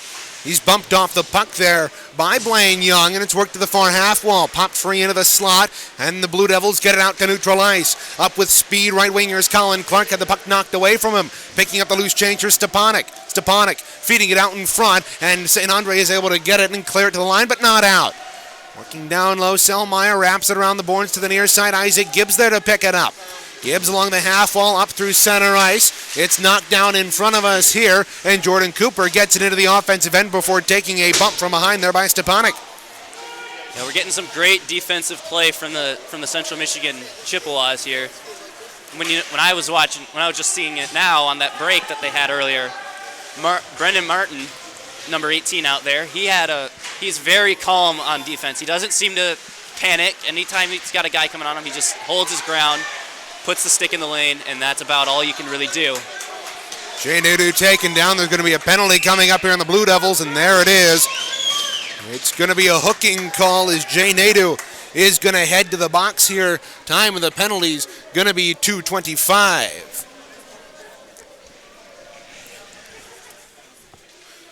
So Chippewas on the power play for the first time here tonight. St. Andre did go off early in that first period for a trip, but that put the Blue Devils on a power play, which the Chippewas successfully killed off. Right point, here's Martin, a long shot, patted away, the rebound, comes back up to Martin, left point. We'll feed it down to Nadeau, side of the circle, back up top to Martin. Martin to Nadeau in the slot, a shot saved by Barrett on the rebound, comes into the far corner. Good work by Simon Selly to go chase after that puck, but it's lifted out to center nonetheless, and the Bulldogs the Blue Devils are back in are back in the offensive end. Turnover in front. Campbell ripped that one high, and the Blue Devils get the rebound and throw it in wide of Rolfe. Rolfe thought about coming up, but he leaves it the side of his net for Christopher Martin. Martin moving up with speed through to his own blue line. He passed it and reversed field near side to Campbell. Campbell cross ice past Isaac Gibbs, dumps it into the offensive end with 1:06 to go. Chippewas have reverted to a bit of their dump and chase that they typically do when they're down. They haven't been able to get anything into the offensive and that end. Last play right there, did you see how that soft dump was easily stopped by Barrett? That's exactly what I was talking about. You either got to blow it right past him on a hard dump or dump it soft into the corner. Puck tied up behind the Lawrence Tech net. It comes free. Cooper works it to the far half wall to Campbell. He'll pull up, hold it there, looking for a pass at the top of the circle. Leaves it for St. Andre down low to Cooper. Right back in front. His pass was blocked. Cooper regains it in the corner. Tried to reverse field to Campbell, and he does on the second opportunity. Back to Cooper in the corner. Backhands it up left point for St. Andre. He falls down in a shot. Was sticked away high. Now the Blue Devils are able to get it out. They might have a rush here. Moving up ice. Here's Drummy in. A shot that was denied. And the rebound. Good poke check right there. Great poke check there by Thomas Rolfe. And Lawrence Tech, a great opportunity. Short-handed. Weren't able to convert. Yeah, Rolfe and Barrett have two very different styles. Rolfe is very controlled. He moves smoothly. While Barrett, on the other hand, he's very dynamic. He loves stretching about. And he really has a habit of moving quick, as you just saw right there with that good glove save off that pop-up of the stick. Yeah, and a good opportunity there for Jordan Cooper, moving in just after the power play had expired here 14:24, we believe to be the time left on the clock. Yeah, I'm not entirely sure what's going on with that clock. It's a bit of a different, and it changes period to period. The lights go out on different sections, but right now, what are we going to have here? Referees are talking with the Lawrence Tech bench. Not sure. Not entirely sure what that was about. What's going on behind Thomas Rolfe, but we'll regroup here. Chippewas can't win the draw on the offensive end and have to regroup at center ice before dumping it in. Barrett out of his net to play it. 14-13 to go here in period number 2. Puck kept into the line by Kostic. Kostic trying to wheel and deal down low. He's taken down, though it looked to be just coincidental. Puck tied up along the half wall right in front of, right down to our right. It's worked free, and the Lawrence Tech Blue Devils will get it out. Puck bouncing around. Now look out. Rolfe coming out of his net. Good play there by the Central Michigan netminder to chip it up the boards and not into enemy hands. Yeah, you don't really see Rolfe come out of his net very much to play it, but when he does, usually he is very good. He's very smart about it, so that's good on him to come out, recognize that he can do that, and get it out as quickly as he can. The Chippewa fans wanted a too many men penalty, but Lawrence Tech, it really just hit their player going on to the bench, and he didn't play it, so there's going to be no penalty on that. Puck thrown in. Keelan Baker keep it in. Right point offensive end to our right. Throws a shot off the right pad of Barrett, and that goes up and out of play, hitting a Central Michigan player along the bench. Right, that's a good shot to take, especially from that angle. Usually a lot of forwards, what they like to do is they always shoot it off that far side pad. So if they're, let's say, on the glove side, which would be Barrett's left, they shoot it off his right pad. It should, in theory, bounce out to the right, kind of on that same angle it came in, right to another player's stick, and an easy rebound to capitalize on, assuming they get the player there. Yeah, you got to have somebody crashing on the back door for that. Reagan Cleaves and Joel Drucker in the broadcast booth with you. Joel, the backup netminder for Central Michigan, typically does stats for them. He's with us here in the booth. I'm happy to have him with us here in the second period of the division semifinal. Devin Serra graciously stepping in to do the camera work for us here. Now up ice, here's Porzondik trying to step around the defense. He lost an edge in the circle. Puck is still free, though. It comes off of his skate, and Nadeau had it right in front of him, but couldn't corral it. Now working up, Icer Stepanek over the line, left side. He lost the puck, and it comes back out to center. It's thrown in on Thomas Rolfe. He'll glove it down and leave it there for Brennan Martin. Long stretch pass ahead, too far for Porzondik, but Barrett comes out of his net. We've had two goaltenders here tonight who are doing a very good job in clearing the puck out of their own end here. Either clearing it to the corners or clearing it away or just sending it straight out. Either way, it's a safe play to make. And you really can't complain about that. There's Darcy centering feed, one right through the crease, and Hayden Flynn. Oh, big hit right there. Receiver of a big check, and that's going to be a penalty on Lawrence Tech. But here comes Rychek. Ben Rychek moving in. He gets lit up from the side, and there's going to be a penalty here. It'll be coming back.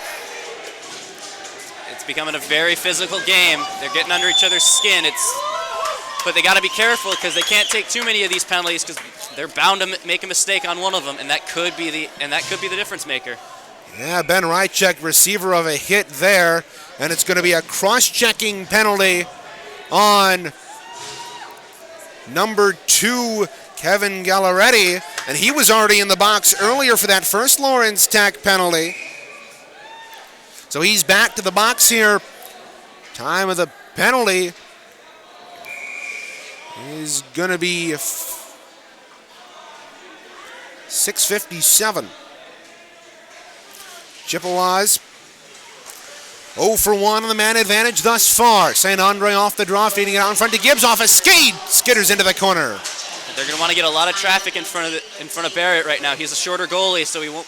So if you get a big guy like Cooper right in front of him, as you can see right there, it should make it a little bit hard for him to see the puck, and hopefully that'll be enough to get one to sneak right past him. It's taken by Campbell off the boards, up to Martin. He'll let a wrist shot go, blockered away. The rebound, loose out in front. Chippewas didn't have anybody on the back door. If they did, that's a wide open net. And tumbling into the net there is Isaac Gibbs, and he and Barrett exchange what I assume to be friendly conversation with Barrett, and with 12:32 left, 1:29 left on the man advantage, we'll have a draw on the Lawrence Tech or just outside the Lawrence Tech line. Well, that was a little bit of a lucky break for Lawrence Tech because nobody was on that back door. If there was someone there, they probably would have made that shot, or there would have been a very, very slight chance of them missing that. But at this level, it's very unlikely. Isaac Gibbs gets bumped from the side. Lawrence Tech throwing the body around here, and they're doing a good job of bumping the Chippewas off the puck. Thomas Rolfe halts this behind his net, 12:08 to go in the period. Just a tad over 1 minute to go in the man advantage. Here's Owen Campbell across that line. Deking into the slot, had it knocked away, but Cooper pokes it into the corner. We can really only afford one more mistake on this power play. We can really only afford one more mistake on this power play if we lose it. Now can they score? Jordan Cooper firing a one-timer home from the bottom of the right circle. And on a beautiful pass from Andrew Porzondik behind the goal, the Chippewas lead by 2. That kind of reminds you of Alex Ovechkin, doesn't it? Yeah. Right on the low circle. In the NHL, he has a habit of making that low circle his zone for scoring. Every time he would just get a one-timer right out front, and he'd just hammer it straight through the goalie, and that's exactly what Cooper did here against Barrett. And now it's a 2-0 game.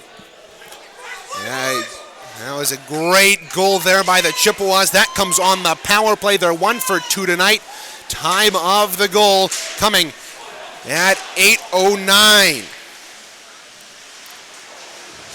Puck back on the Chippewa end here. They're now dealing with a 2-goal lead. A shot from the point. They score!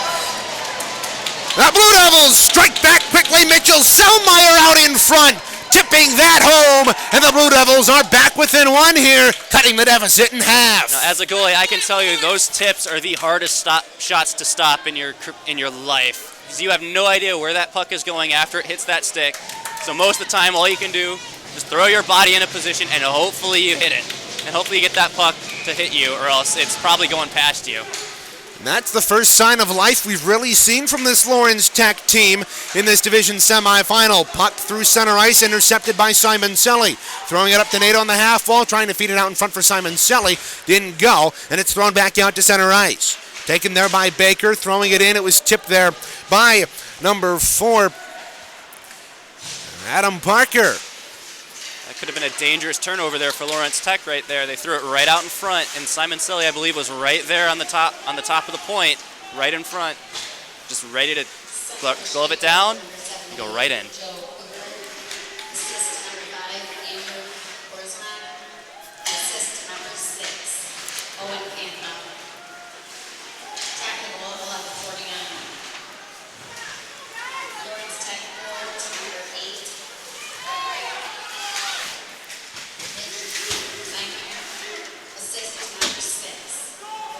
Here comes Barrett out of his net again to play it. He's been really good at that. Look out. That'll completely stop a rush.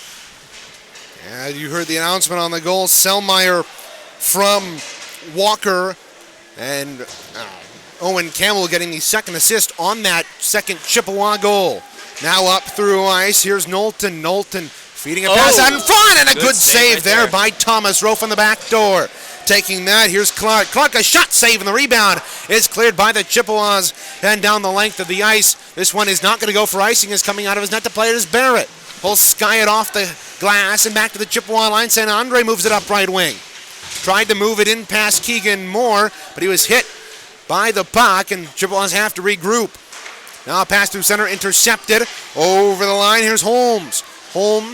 That's Fayen. Fayen sending it in front, and Thomas Rolfe. Save on that tip right there. Again, those tips, you really don't know where it's going, so your best bet is, as a goalie, is to just throw your body right in front of it, and hopefully you get it.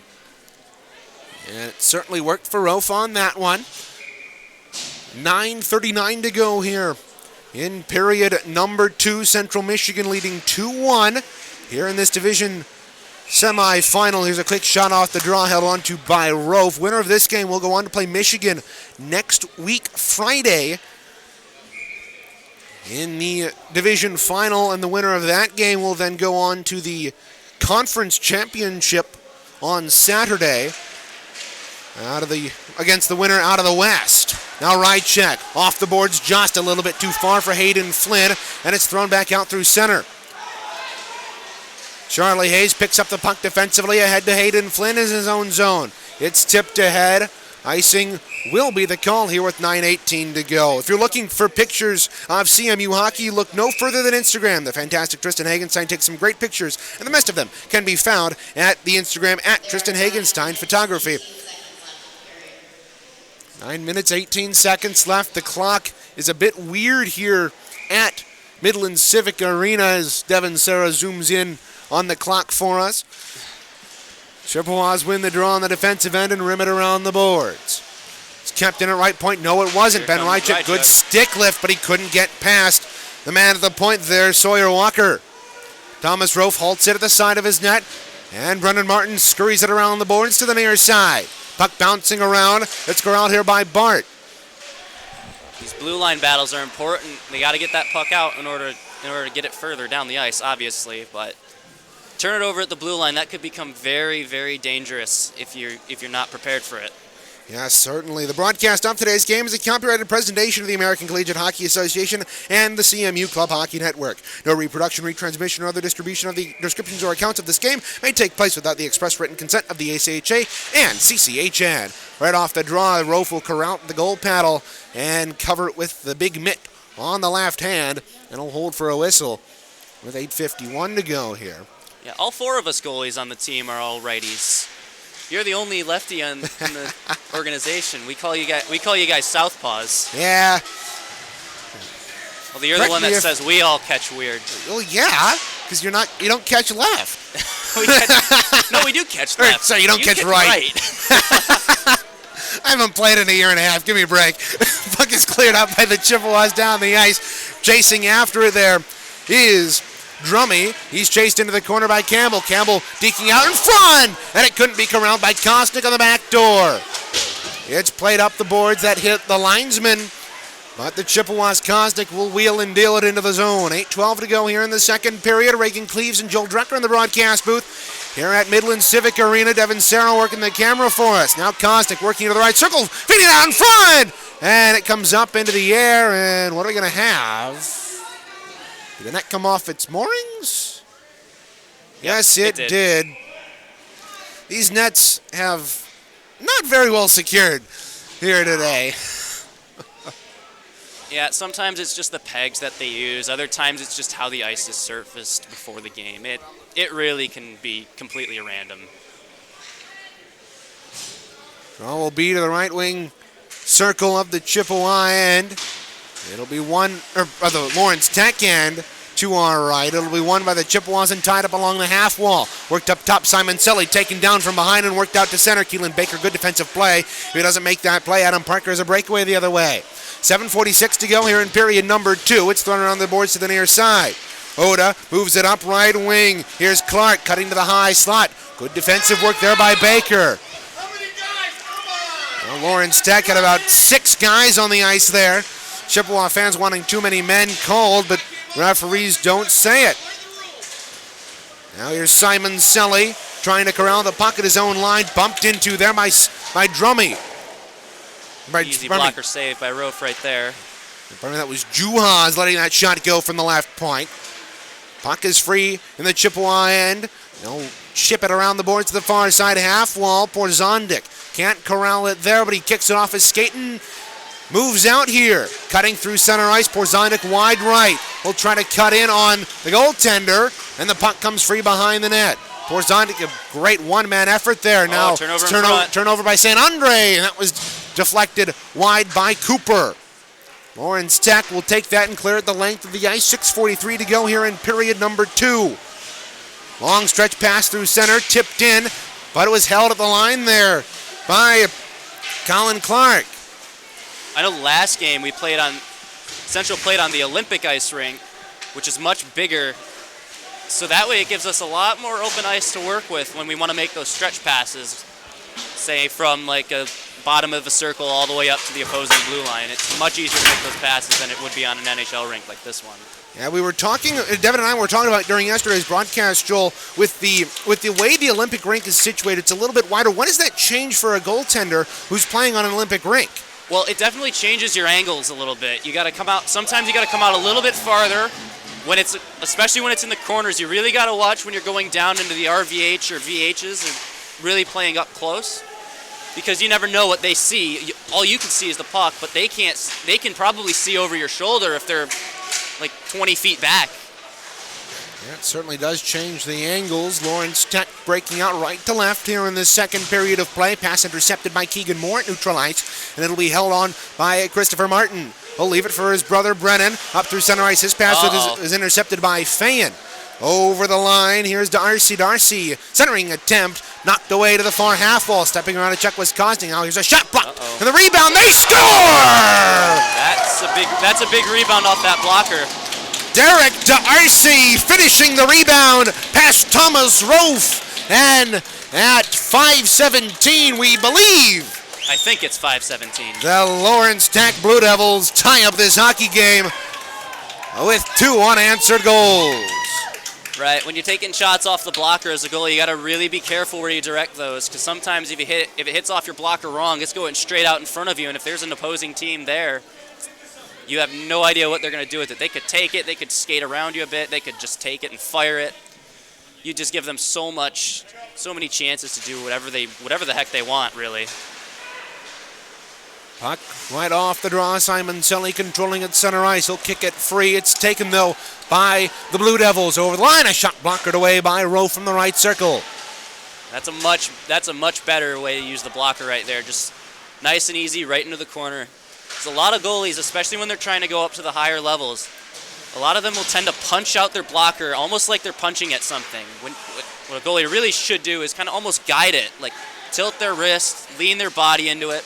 That way, in case they do miss it, it goes right into their chest, and it can be still a safe spot for the puck. Chippewas just offside there as Andrew Porzondik couldn't stretch far enough with the zone entry there by Jay Nadeau. That goal for Darcy coming at 14:43 of the second period, and that ties up the hockey game here.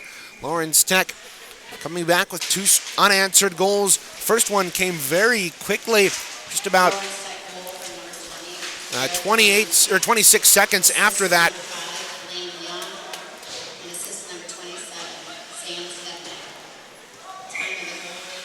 Barrett just sent that one right into the netting. Play. NHL. The NHL, that would be a delay of game penalty, but it went off the glass anyways. No, I did. Okay, never mind. I was looking down at my score sheet. So, thanks, Joel, for that one. 4:25 to go here. 4:25 to go here in the second period of play. Draw will be won by the Lawrence Tech Blue Devils.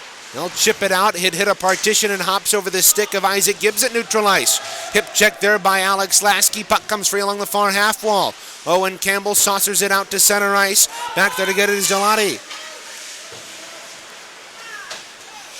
Shoveled up through neutral ice. Keelan Baker had it knocked away from him. He goes into the corner. It's tied up along the half wall. Chippewas punch it to the point and do chip it out. Good work there by Jordan Cooper. He'll pick up the puck off the half wall. He's got a man just offside. That was Isaac Gibbs. They have to tag up, so Cooper dumps it in. These corner battles are going to be super important, especially with the game now tied. Any one of those battles won could lead right into a goal. So it's so important for the Chippewas to win these battles and hopefully turn that into a breakout and maybe even a shot on net and a goal. Here's Joey Simon Selly over the line. He was bumped off the puck, and it's cleared out to center ice. Alex Lasky lofting that puck in, gloved down by Nicholas Barrett. In front of his net, 3:13 to go here in period number 2. Central Michigan and Lawrence Tech tied here in the latter moments of this second period. Winner moves on to play Michigan in the MCHC East Division Finals. It's cleared through center ice, intercepted there by Bart. Up through center ice, intercepted there by St. Andre. His pass ahead was knocked away. Puck up in the air, it's batted down. A little bit of friendly fire right there on LTU.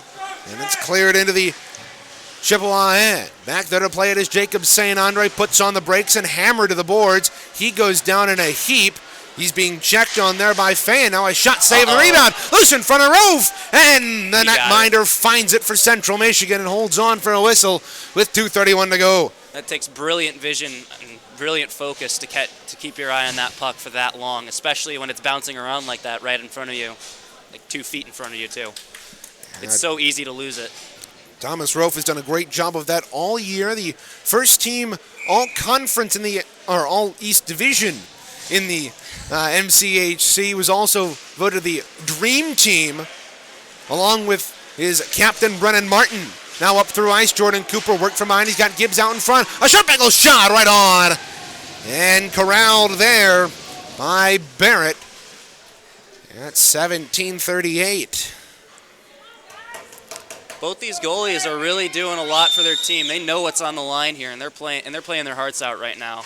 I probably would guess there have been at least 20 to 30 shots on each of them so far. Both of them have played very well despite allowing 4 goals combined. Cooper's zone entry was denied. Bart picks it up along the near side. It's worked up through center ice.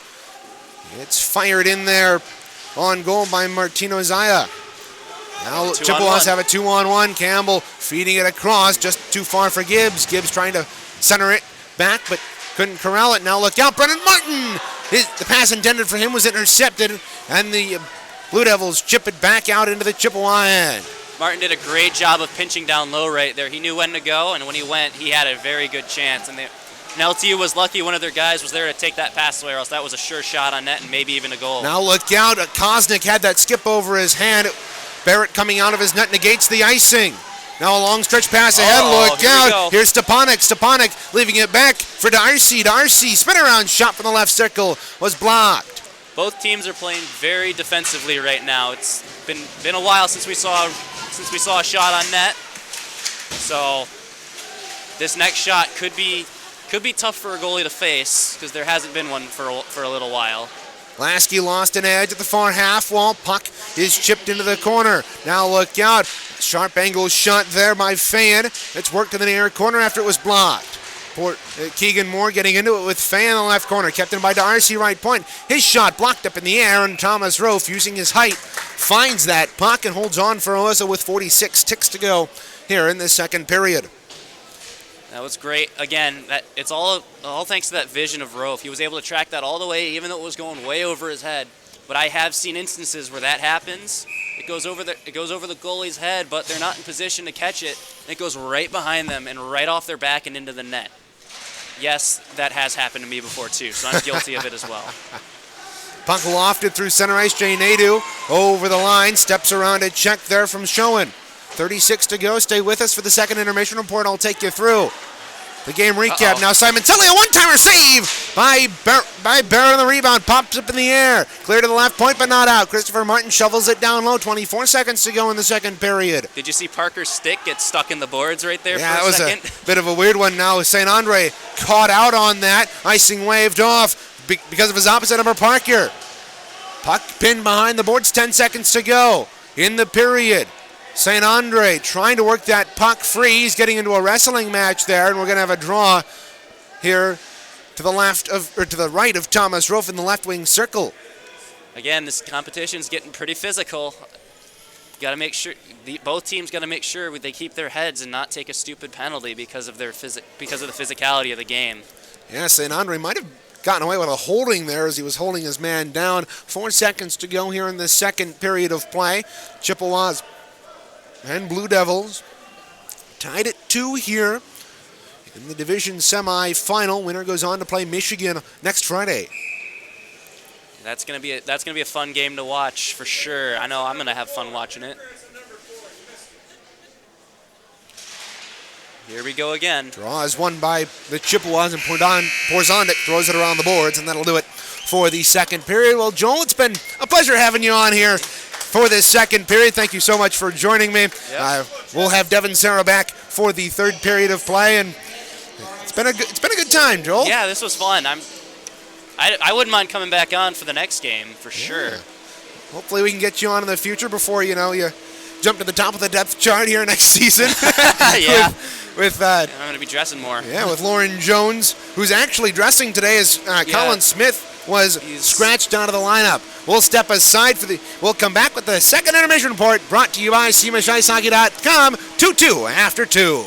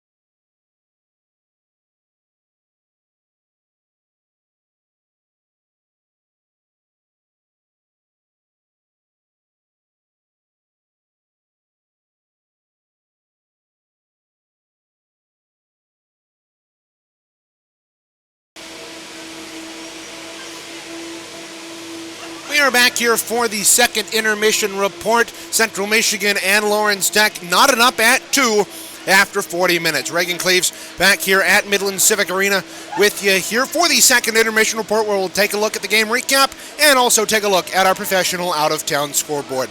Well, entering into that second period, Central Michigan was up by 1, and they extended their lead at 2:11. Jordan Cooper finished a nice one-timer from the bottom of the right circle past the Lawrence Tech netminder Nicholas Barrett and into the back of the net on a beautiful feed from Andrew Porzonik from behind the goal line. And that put the Chippewas up by 2 at the 8:11 mark. However, just 28 seconds later, it was Mitchell Selmeyer tipping home a shot from Sawyer Walker at the right point that found its way past Thomas Rolfe and into the back of the net. It was then a 2-1 game. Lawrence Tech would then tie it up with D'Arcy finishing a rebound in the middle of the slot at 14:43. Blaine Young let the shot go from the right circle. It was blocked away by Thomas Rolfe, but not to the corner. He punched it right into the slot, right onto the stick of D'Arcy, and he finished it past Thomas Rolfe for the game-tying goal at 14:43 of the second period. That first Central Michigan goal was on the power play, so they now are 1 for 2 on the night, improving their numbers just a tad bit from earlier this year. Shots on goal through that first 40 minutes. Central Michigan is being outshot 18 to 24 by the Lawrence Tech Blue Devils. They have had a lot. They've outshot Central Michigan in both those periods. That's something Central Michigan is used to having done to them. They're used to being outshot in these hockey games, and we'll see what they can do here in this third period as we are knotted up at 2.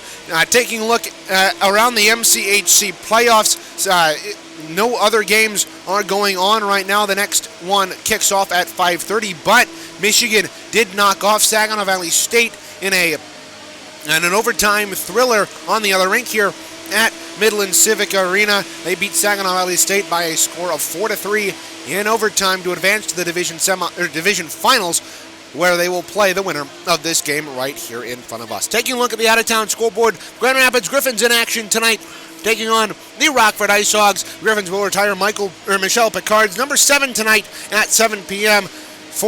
ahead of their game against the Rockford Ice Hogs. You can watch that game on AHL TV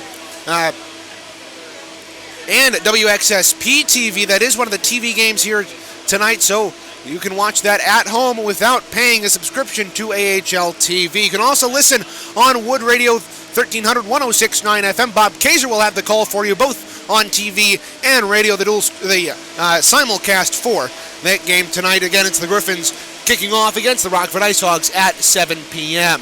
The Saginaw Spirit in action against the Sarnia Sting at 7:05 p.m. at Dow Event Center in Saginaw, Michigan. You can listen to that game. Joey Bottano will have the call for you on WSGW from Saginaw. The Detroit Red Wings in action on Wednesday, hosting the Colorado Avalanche at 7:30 p.m. Colorado, one of the few teams in the league with under 10 losses this season. They are certainly one of the teams to beat, and they travel to Detroit and Little Caesars Arena at 7:30 on Wednesday. Taking a look around the rest of the NHL, if our scoreboard will cooperate with us here. Yes, it does. So, we got the Oilers and the Jets kicking it off at 4 p.m. in just about 15 minutes' time. The Bruins and the Senators at 7 p.m., along with the Blues and the Maple Leafs. Those games are the only ones at 7 o'clock here tonight. Then we got the Kings at the top of the 9 o'clock hour against the Coyotes, followed then by the Ducks at 10 and the Kraken at 10 as well, taking on the Flames. Only one game has concluded today. The Avalanche knock off the Buffalo Sabres 5-3. In that one, the Avalanche improving to 36-9-4. Well, that will do it for our second intermission report. We'll step aside, but we'll be right back with the action of the third period live here on CCHN. 2-2 the score after 40 minutes between the Central Michigan Chippewas and the Lawrence Tech Blue Devils.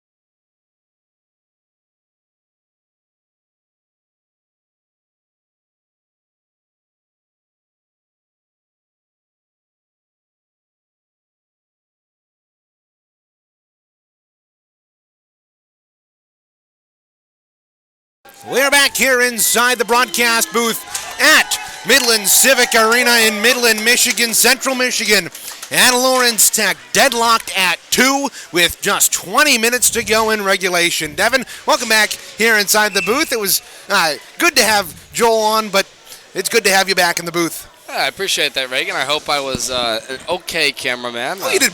I think you did pretty darn well, sir. Not my most sharp work, but good to be back in the booth. Joel Drucker doing a great job with that second period action. And, one thing he had made a great point talking about is how much the physicality picked up and how just intense the game has gotten in the second period. Lawrence Tech playing much better, really forcing the Chippewas to go back to that dump and chase style of play. And we'll see what happens in this third period. This is the matinee game, and this is the moment here. It's win or go home. Yeah, what do the Chippewas, Devin, need to do here in this third period? What are your keys to the game, or keys to the third period for them? One of the keys I had in the game overall, Reagan, was to create the turnovers and win that neutral zone. And for the most part, the Chippewas have done that, but Lawrence Tech came up with a game plan to take it away from them and create more offensive chances. They outshot the Chippewas 15-10 in that period, and that's all accredited to their neutral zone work, playing physical, getting the puck battles won when they needed, and forcing the Chippewas to get on their heels, like this right now. Yeah, certainly a physical start to this third period of play. Chippewas battle for the puck down in their own defensive end to our right. They're traveling right to left here in this third period of play. That puck was almost intercepted there by Cameron Knowlton, but it trickles in on Rolfe. Hold for a whistle. 19:15 to go here in regulation. Well, 2 goals on 2 kind of broken plays for Lawrence Tech in that second, and Selmeyer and Darcy got those. You talk about, the goaltender pressure of how you want to get these settled down and sort of get a nice blocker save on these. Well, it hasn't happened really for Thomas Rolfe this period, and this Chippewa team knows it. Now as Simon Selly let a spin around shot go from the right circle, it fluttered wide. Pinching down a shot. That looked like Barrett was caught off guard by that one. Hayes keeps it in left point, throws it well wide. Looked like it might have been a pass intended for Porzondik. Picked up across the way by Connor Juhas through center ice. He gives it there to Clark. Colin Clark lofts it in on Rolfe and will hold with 1:22 gone here in this third period. Yeah, Clark just trying to get new personality. Really didn't have the bench coming with him like he wanted there and just sent it on Rolfe. But this is kind of that style Lawrence Tech is okay with. They're okay with taking a face-off draw in the zone. They won the face-off battle in the first game in that 4-4 tie. And right now in this third period, it's bigger more than ever that these face-off men for the Chips win it, and they don't. Now a shot there from the left point by Galleretti was blocked in the slot. Rebound falls to the corner. Taken down there was a Chippewa. They feed it out in front to the Blue Devils, but nobody home in the slot, and it goes the length of the ice. Pinned along the boards by Galleretti. It's worked free. A feed out in front, and that deflected right in on Nicholas Barrett, but he's able to glove it down. Good reflexes there by the Lawrence Tech netminder. Continuing the point Joel made in the second, in a tight game like this late, those corner battles are so important. Keegan Moore got this puck free, sent it there to an open man, Kosnick, who sent it in front there for Johnson. That kind of stuff is that tic-tac-toe play where you make one battle one, it leads to a great chance in front. That's the kind of stuff that's going to be the key. It's going to happen in the neutral zone in the corners. The Chips got to be that more physical team and just take the puck away, rip it from them. Yeah, and a good chance there for the Chippewas. A spin around shot in the left circle was deflected up and out of play. Draw to the left, or draw to the right of Barrett. Won by the Lawrence Tech Blue Devils. Sawyer Walker lost the puck in the circle, but he is able to get it back. Here's Tyler Drummy up through center ice. Moving ahead, here's Nicholas Oda. Oda back across a shot. And a save there by Thomas Rolfe, denying Mitchell Selmeyer out of Rockford that great opportunity in this tie hockey game. 17:50 to go. Rolfe is so confident with that glove side, and I'm sure Drucker will agree with me. He can see that puck the entire way, where if you feed it in front there and it's a wide open lane, Rolfe's going to have this one more times than not. And that one, just Sailmeyer tried to sail it in the top corner. That one redirected, though, off a body. And, I mean, credit to Lawrence Tech for trying to shoot at them, but you've got to create better looks than that if you want to get it past the 6'2 goaltender. Now St. Andre picks up the puck at center, lost it, but Cooper picks it up, shovels it over to Gibbs. Across that line, left side, cuts to the slot, a shot right on. And into the gut of Barrett, who'll hold on for another whistle here with 2:33 gone. That's a decent shot by Gibbs. He's really confident in those slot areas, and we talk about him and St. Andre all the time in those bottom of the corners. Well, Isaac Gibbs is such a great goal scorer, such a great finisher that he can really shoot the puck from anywhere and score at will. Now the Chippewas, a pass across, deflects up and out of play behind Barrett for another stoppage of play. But Devin, it really seems like Lawrence Tech has been controlling the latter part of this hockey game ever since Chippewas came out of that locker room and got that second goal about halfway through the second period. It seems like the Blue Devils have been controlling it. Yeah, and they really have, Reagan, mainly because they're keeping it in the attacking zone. You got more time to yourself to handle with it. You get tired bodies. Does not allow the other team to transition. That's what they've been doing in that second period. Right now, Central, though, is winning the attacking zone in the first 3 minutes of this third. Here's Pierceville over the line right side. Will cut into the circle. Will pull up in the corner. Near side. Centering attempt intercepted by St. Andre. He lifts it ahead. Owen Campbell in a race for the puck. Out of his net comes Barrett. Yeah, he Barrett shovels it up to the right point, and that's deflected up and out of play. You know, I'm going to go back again to what Joel said. Barrett, a goaltender that loves to come out of his net. If that's Thomas Rolfe, maybe on the opposite side they're going to race for that puck and try and negate the icing. Campbell really just wanted to take a stretch pass there that didn't work. But Barrett playing that puck is so smart. He keeps this one up away in front of the slot area, and it forces the face-off. Now Lawrence Tech controls off the draw. Here's Cameron Knowlton up the wing. His pass was intercepted right on goal. A shot saved by Rowe. No, they score! That play looked to be offside at the blue line, and the Blue Devils take advantage and score. I thought Rolfe had that one. It slipped by his glove, and the Blue Devils have scored 3 unanswered goals. A face-off win. They all join the rush. Juhas just takes this one from the left circle. That one slipped through under the glove of Rolfe, and I'd say 9 times out of 10, Rolfe's going to have that one, and that was the one he didn't. But that's just a great rush there from Lawrence Tech, getting up the way quickly, seeing the face-off win. And, I mean, that's just back to the Barrett handling the puck. That really doesn't happen if he doesn't force that face-off. That's just a great job all around by that forward group to rush on the puck, and that's going to put the Lawrence Tech Blue Devils up for the first time in this game.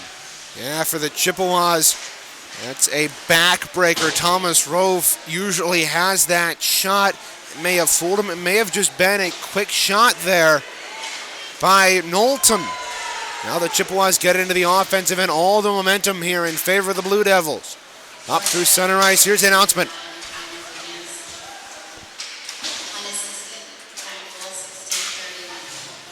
Up through center ice. Here's defenseman Garrett Fayan.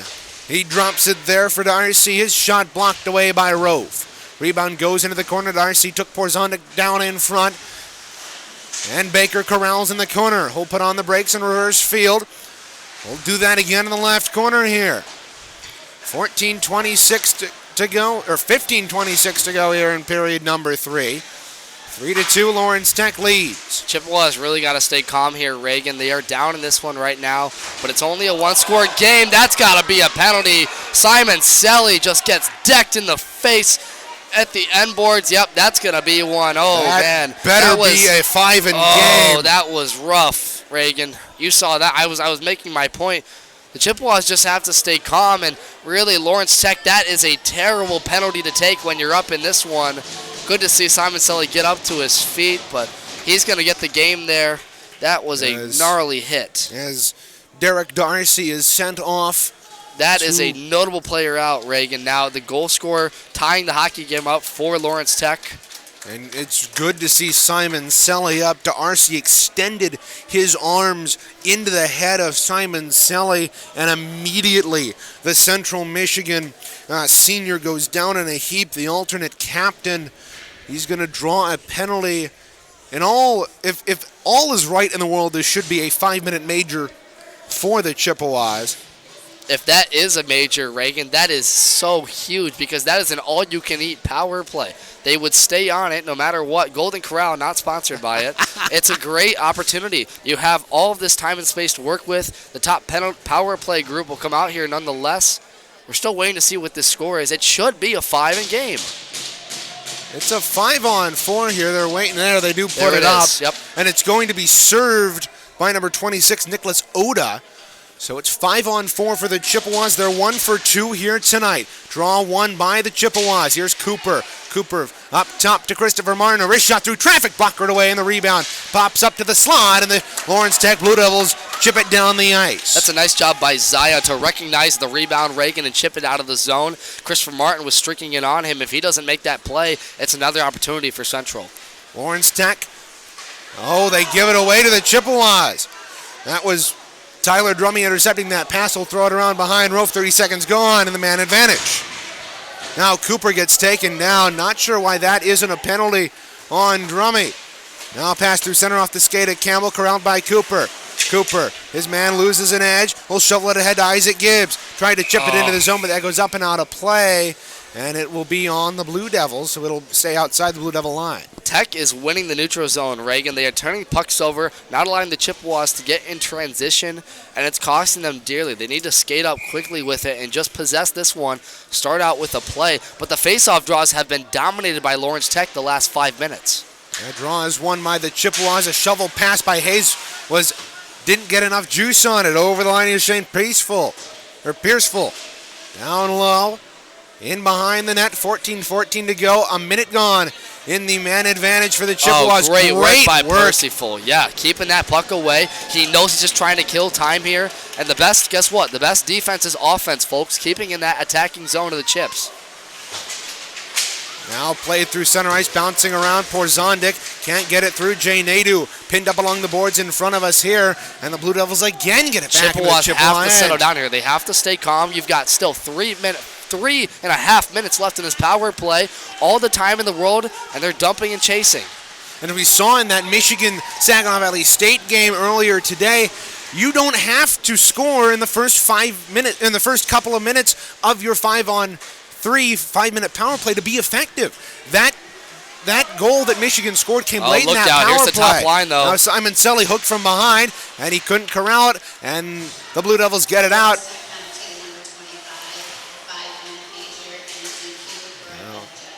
Over the line.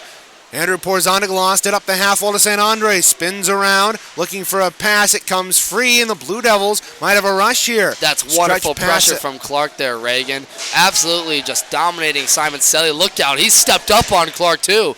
There was more in front of the bench there. There was a good chance there for Nicholas Oda at the side of the net. He was denied. The Chips have one shot in this power play in the last 2.5 minutes, Reagan. It's not been a good power play here. They haven't been able to set up in the zone. Now here's Isaac Gibbs trying to pass across. Now there's going to be a penalty coming up. There goes Thomas Rolfe. It's going to be a 5-on-3 here. St. Andre playing catch with Cooper. He'll let Lawrence Tech touch up. And Campbell, a little bit unhappy with Cooper, but I think Cooper did the right thing there. That allows the Chippewas to get the most out of this 5-on-3. Well, I'll tell you what, that is a bad penalty by Schoen, just coming over the blue line. I believe it's some sort of tripping call, and Lawrence Tech fans aren't happy about it. This is a huge opportunity. We talked to Dalton Sutherland weeks ago about what they're working on in the 5-on-3. They've got 2 minutes to work with it and 16 more on the entire power play. And if you're Central, you absolutely have to answer right here. No questions asked. This is a 5-on-3. This is your best chance of the game. And I'll tell you what, they've got the personnel they want. They've got Owen Campbell out there, that star freshman from Jackson, Michigan, St. Andre. This is huge. Must-win face-off, and the Chippewas do get it.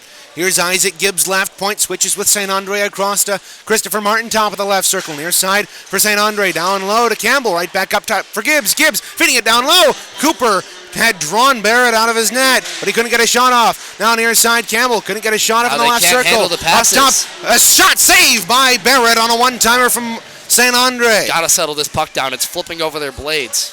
Now St. Andre across to Martin. Near side, Campbell a shot. They score! Tie game! Jordan Cooper from the bottom of the right circle. Another one-time goal for Central Michigan, and they have tied up the hockey game. Tic-tac-toe play. Campbell to St.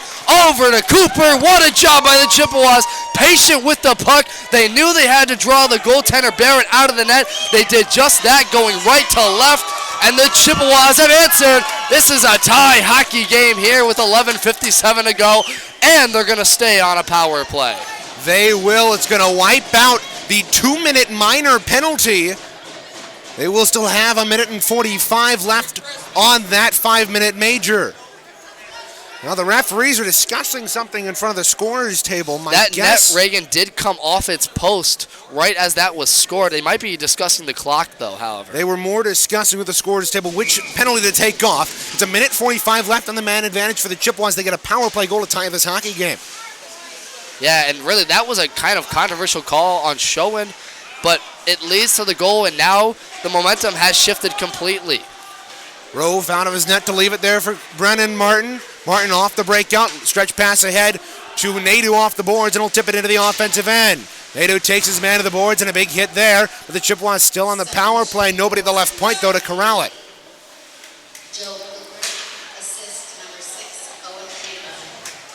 So Campbell, we believe St. Andre might get a secondary assist. Now it's lifted ahead on left wing to Nadeau. Nadeau ahead to Gibbs. Gibbs, it was too far for him. We'll try to center it in front. Loose puck to the side of the net. Blue Devils able to get it up. Charlie Hayes, he'll tee it up and fire a shot that was tipped wide by Gibbs. Now another shot blocked in front. Blue Devils able to get it to the point and out. Now look out. That should be a penalty, and that is going to be the call. On Brennan Martin, it's going to be interference on Jay Nadeau. That one was a clear one, Reagan. Brennan Martin came in there, absolutely interfered there, and that is a kind of, not a backbreaker, but going to 4-on-4 here. A couple of bad penalties from both sides. It was first Lawrence Tech off Schoen, and then that 5-minute major assessed to Darcy, but now Martin is going to cause this a 4-on-4. The Chippewas have been strong on 4-on-4, but now this faceoff will come to Central's end. This is the biggest face-off of the game. Yeah, Jay Nadeau in the box for that penalty. Interference, the call. At 9:02, Lawrence Tech can't win the draw, and look out, the Chippewas have a rush the other way, but a good defensive play at center ice by the Blue Devils. It's picked up, though, 4-on-4 for the next 40 seconds.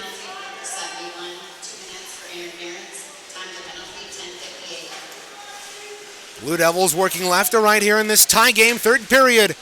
From Midland Civic Arena, Reagan Cleaves on the call for you with Devin Serra. Joel Drucker working the camera for us here. Joel will be in the right circle of the Chippewa after Thomas Rolfe corralled that off the end boards. 22 seconds left in this 4-on-4. Chippewas will have a penalty to kill off after this. Let Blue Devils win the draw, but they can't get it up, and that goes up and out of play. And we'll have a draw all the way, staying in the Chippewa end. Interesting call, but that is what it is. 3-3 the score here from Midland Civic Arena. Winner of this game goes on to play Michigan in the division's finals next week, Friday. Now a shot from the right circle, a shot that went wide of Rolfe. Now a spin-around shot blocked in front, the rebound. Diving, clearing attempt by Gibbs didn't go. Now Baker fought off. Now look out, they got a 3-on-2. They got numbers working in front of Rowe, saving the rebound. Blocked away to the near side. Little is on a power play. Great block there by Baker. He's able to clear it. Off a skate, he couldn't do it. And the Blue Devils, a pass goes out to neutral ice. That is great job by Keelan Baker to stay with the play. Missed the puck the first time on the clear, but came back, blocked the shot, and cleared it the second time. The captain absolutely doing what he must, setting the example for the Chips. Now the Blue Devils getting some great pressure in the offensive end. Selmeyer trying to dig in on the near side. And now on the power play. Selmeyer works it up top to Parker. Parker sends it in front. Kicked away by Rolfe. Rebound is cleared by Keegan Moore. 37 to go. Man, that was so close there for Adam Parker. Had he found that in his skates, he could have shot that one near side on Rolfe. But Keegan Moore stayed with it, cleared that one away. 25 seconds to go in this Lawrence Tech power play. Over the line, here's Juhas working in on Rolfe. Blockered away from the sharp angle. And the Chippewas are able to get it behind the net and clear it out.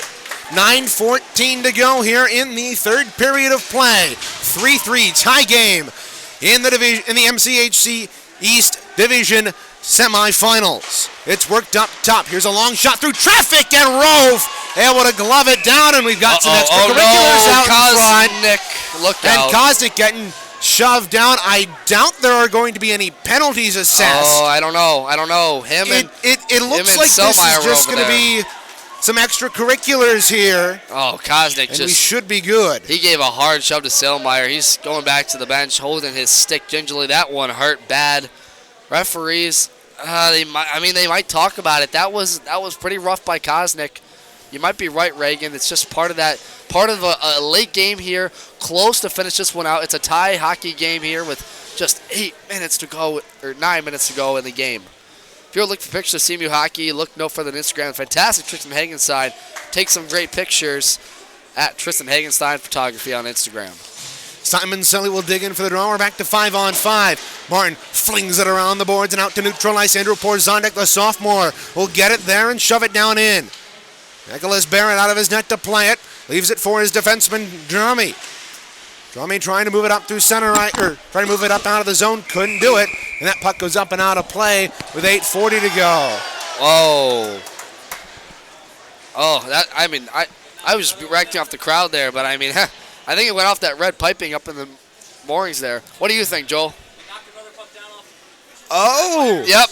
That's okay. That's what it was. Okay, so the puck got knocked down from the I was red. like, hey, man, that would give a cheer from the crowd. Yeah. I don't hear that from I got an extra puck on the ice, and hockey, despite what some may think, is not played with two pucks. That's a hand pass on the offensive end, but it's negated there by the way. Never mind. No, they do touch up. I thought Lawrence Tech had touched that beforehand, but Andrew Porzondek with a hand pass on the offensive end. That'll come out of the offensive end with 8:33 to go in regulation. Hey, did you know, Reagan, in that second game against Michigan, a fan actually threw a puck back on the ice, yes. and Central's bench was trying to get a stop because that was one of the fans for Central threw a puck. There was 2 pucks in the Central end, and that's not a good look. Now Barrett couldn't corral it behind his net. It's flipped out to neutral ice, and there's a race for the puck down the ice. You ever heard of an ACHA moment, Reagan? That certainly was one. That's one right there. Jay Nadeau turns and fires it up off the half wall out to neutral ice. Oh, my. Charlie Hayes controlling back in his own end. 8:10 to go in regulation. It's tipped in there by Andrew Porzondek, but he was ahead of the red line, so it'll be icing here with 8:05 to go in the third. So with Lawrence Tech's penalty ending, that sends them 0 for 2 on the power play unofficially. Central now 1 for 3, including that 5-on-3 goal there. I mean, the even strength here. This is pretty much better. Thank you, Reagan. This is pretty much better even strength play from both sides now. This is a moment where, at either side, you cannot afford to take a bad penalty. We've seen the Chips a couple times in late games this year take penalties. Look out, a turnover, though. Now a big collision at the right point, and we're going to have a penalty here. Oh, that's a trip on Lasky there. Yep, he caught him. He caught Schoen with the right leg there, and took him down. That's going to be, I just mentioned, cannot take bad penalties. That's one right there from Alex Lasky, the senior defenseman. Chippewas 2 for 2 on the penalty kill here tonight. 94 for 114 on the year. That's good for 82.5 on the campaign. 2 minutes up on the penalty clock. Lawrence Tech wins it. Up top near side, Drumming. He'll tee it up and fire! And a great block there by Morris. Caught in his skates, though, you've got to stay and he with couldn't find it. I don't blame him for that one. It was lost in his skates. Now puck free behind St. Andre, trying to clear it to the point, but not out. Here's Knowlton. Knowlton down low. A sharp angle shot. That one went wide of Rolfe on the far side. 7:32 to go here in the third. Up top to Knowlton. Knowlton near side. Drumming right point. Will feed it down low. Bumped off the puck. There was Oda behind the net. Here's Knowlton across the way. Knowlton feeding it across. A wide open net. Oh, what a save by Thomas Rolfe. Using that length to get across. He denied Oda on a wide open net. Knowlton going across the slot. Backdoor for Oda. Thomas Rolfe extending that glove. Oda, if he gets that shot off maybe a half second sooner, that one skates by the glove. Rolfe had just enough time to see that coming across and makes the save. 1:22 left in the power play. Keegan Moore almost had a clear. They do now. That one, if he just stays with it, finds under his skates, it's a clear, but Thomas Rolfe bailing him out here, keeping it at a tie game. And right check, chasing after the puck in the defensive and the offensive end. He'll turn and fire it around. Good play, and the Chippewa bench is fired up here They've been standing almost the entire game. Lawrence Tech being a little bit more either relaxed or not as energized on their bench as this is lifted down the ice once again. 53 to go in the power play. I would say Lawrence Tech is just relaxed right now, Reagan. They know they have the power play. They know the stakes of this one. That's how they can play their best hockey, is if they stay calm. Central, I think, has to do the same. Puck free behind the Chippewa net. Rychek takes it and wraps it around the boards, drawing some cheers from the Chippewa fans to our right. Great work, Reagan, from this top penalty kill group. Once again, they've been phenomenal all season long, and they're coming up clutch in the biggest moments. Now puck is poked in. Good intercept there by Kosnick. He almost beat his man to it, but couldn't finish the deal. Blue Devils take it in their own zone to our left. Near side pass to Knowlton. Knowlton couldn't corral it. Good back check there by Kosnick, and the Chippewas lifted out to center. Now Moore couldn't corral it with a poke check. If he was able to poke that past the defenseman, he had a breakaway. Every possession 5 seconds matters. to go on the penalty kill. Reagan, every possession matters now in the final 5 minutes of this frame. And that's a great penalty kill group, but they've got to get it out again. Now behind the net, puck free at the side of the net. They jam it in front. It skittered through the blue paint. St. Andre collects behind his own net, lifted up the glass and out to center. Gibbs takes it. He'll let a wrist shot go in. That was high of Barrett. He didn't glove it. Looked like he may have misread that. Now puck is almost given away. Is it kept in? Great keep at the point there by Campbell. He'll wrap it around the boards behind the net. Here's Tyler Drummey. Out through center ice, taken there by Baker. We'll throw it in. Icing waved off. Now look out. Jordan Cooper almost beat his man to the puck. That was Sawyer Walker, but Walker controlled. Up left wing, across the way. That's Orzechowski. Gibbs knocked his man off the puck. It's lifted out to center ice. Glove down at center. Great poke there by Lasky. 5 minutes to go. This puck is getting on edge a bunch, Reagan. Neither side can really control yet. Now Gibbs trying to deke in. A shot save by the left pad of Barrett. Rebound comes up top. Cooper a shot. Blocked in the left circle. Cleared up to the point, but not out. Cooper drop pass for Lasky. Oh, let a right shot go through traffic. Blocked into the right corner. Now a spinner on shot. Save. Pumped up in the air. Rebound. Chippewas can't get to it. Now look out. Lawrence Tech may have numbers, but a good defensive work there by Alex Lasky to poke that puck away. 4:30 to go here in this period. Every person in this building is standing up in the final minutes. This is for the MCHC East semifinal to go to the final divisional round next week in Grand Rapids to play Michigan, and a hopeful bid to the final for the conference championship. Do you know where that game is in Grand Rapids, Devin? I do not. So Okay. I apologize. No, I don't know either. We didn't do our due diligence looking ahead, the MCHC doesn't have it posted on their website, Yeah, but we they do don't. know it You're should be right. in Grand Rapids. Now, the Lawrence Tech Blue Devils win it off the draw and will move up ice. Pass ahead. Here's Parker over the line. Works into the right wing, circling into the corner. Drop pass back for Oda. Oda up top. A shot that was deflected down low. 4 minutes to go in regulation. Jay Nadeau trying to chip it out. He couldn't do it, but eventually finishes dry. Now here's Porzondik. Porzondik worked from behind by his opposite number. A shot right on from the left circle and into the paraphernalia of Barrett, and he'll hold on for a whistle. That's with 3:48 to go. I in like that regulation. shot by Porzondik, Reagan, because he's shielding defenders off, and that could have gone under Barrett's glove side, but more importantly, he draws this face-off. And Simon Sully, one of the best in the ACHA, has to win it, and he does. Here's Hayes letting a wrist shot go carrying off the end boards, and at the side of the net it was free. Lawrence Tech will throw it out to center ice. Here is Bart. Bart knocked off the puck at the line, delayed offsides here on the Blue Devils. Central's got to handle this puck. They've got to settle it down and get a play going. That play off the half wall, intercepted by Drummey at neutral ice. Drummey will reach the red line and dump it in behind Thomas Rolfe. He's out of his net to paddle it down. 3:21 to go here in the third period of play. Kosnick gets it up to the line and out. Back there to play it is Quentin Young. He'll loft the long shot on in. Thomas Rolfe punching it into the slot, and it's cleared. Thomas Kosnick. Rolfe, so calm there, Reagan. So calm. Saw that puck the whole way. He knows what needs to happen. Now a good poke check there by Kosnick. Springs Julian Johnson. He's taken down. Where's the penalty? Now Kosnick goes into the half wall with Drummy. A spin around shot there by Johnson. Blocked away. Christopher Martin, can he keep it in the line? He does. Here's Julian Johnson. Wrist shot on.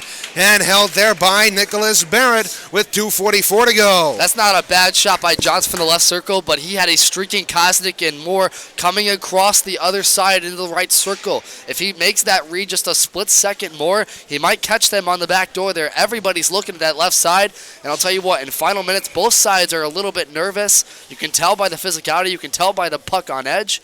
One of these teams has to settle it down. Gibbs right off the draw. Shot was blocked. Rebound. Lays in the slot to the left point. Couldn't be kept in there by St. Andre, but he goes and chases after it. Good pin there by the forward converted to defenseman here in this last series.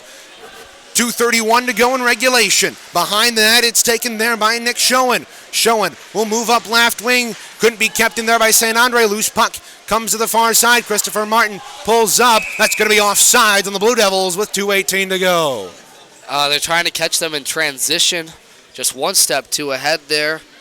Zaya just moving in just a skate hair in front of that blue line. If they enter the zone, they've got 4 men on that left side entering, and they can split the defense. But right now, a big face-off for Owen Campbell. Campbell couldn't win it. And that goes up into the Chippewa bench. Draw will be at the same spot just outside the Chippewa line. 2:14 to go here in the third period of play. If you're going to enter the zone, you're looking for some sort of odd man opportunity, 3-on-2, something that you can handle well.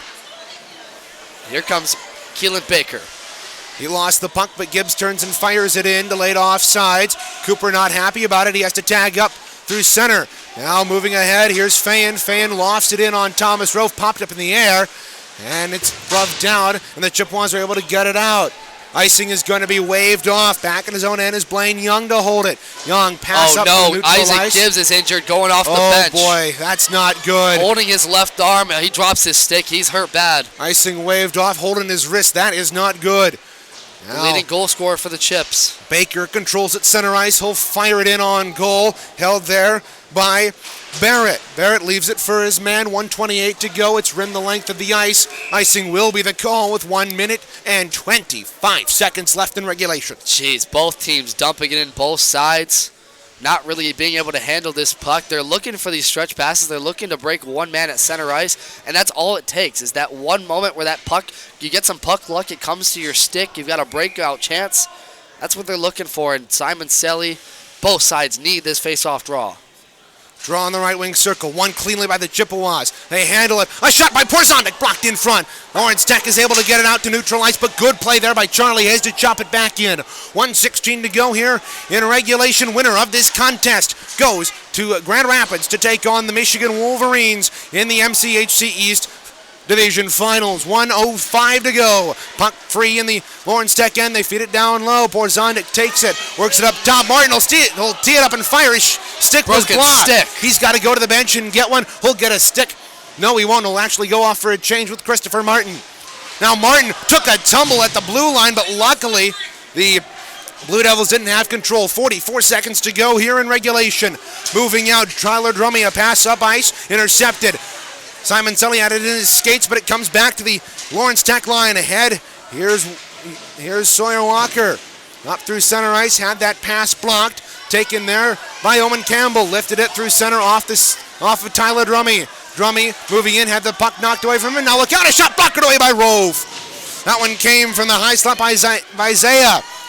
Now puck comes free to center. Owen Campbell trying to feed it in front. He gets lit up at center ice. 12 seconds to go. Over the line. Here's Oda working into the corner. 8 seconds to go. Behind the net. It comes free to the left corner.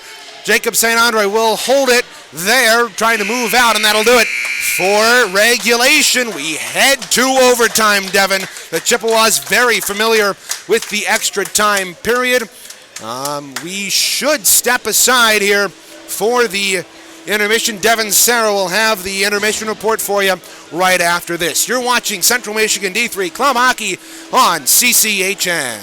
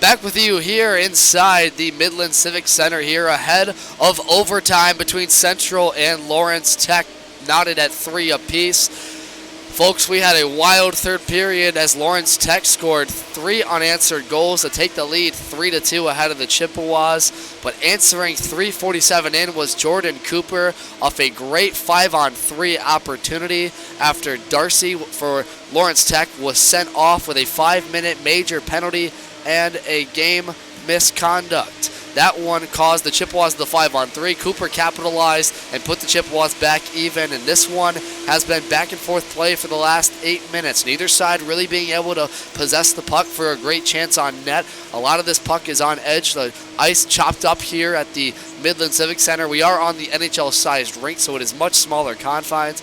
But that's where we sit right now after 3 periods. Chippewas headed to their 8th overtime of the season. Lawrence Tech, they're set 4th. And in this period, or 5th, excuse me, Lawrence Tech in that time is 1-0-3, those 3 being ties in overtime. Central has 6 ties in overtime and 1 win. That only win coming against the Michigan Wolverines in their first game of their week series just 2 weeks ago. What was our date? 12 days ago? Yes, 12 days ago. So a big one coming up, folks. We'll have 5-on-5 overtime, for the Rules, 20-minute periods. They are chopping the ice here to get us ahead of this one. This is the 2nd straight overtime game of this MCHC semifinal bracket. On the west side, sticking with the east side, it was Michigan defeating Saginaw Valley State in overtime earlier, coming back from a 3-0 deficit to beat the Cardinals and avoid the upset.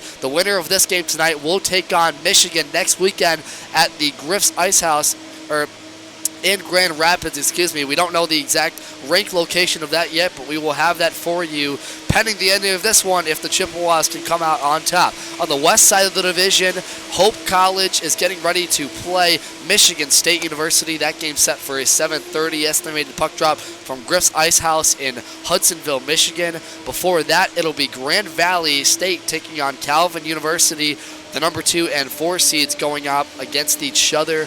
And folks, we'll tell you what, if this bracket on the east side is any indication of the west, we're in for a good rest of this MCHC tournament. Right now, knotted at 3 apiece. Central and Lawrence Tech headed to overtime here. Stay with us, folks. It's going to be a good one. You're watching Central Michigan playoff hockey here on CCHN.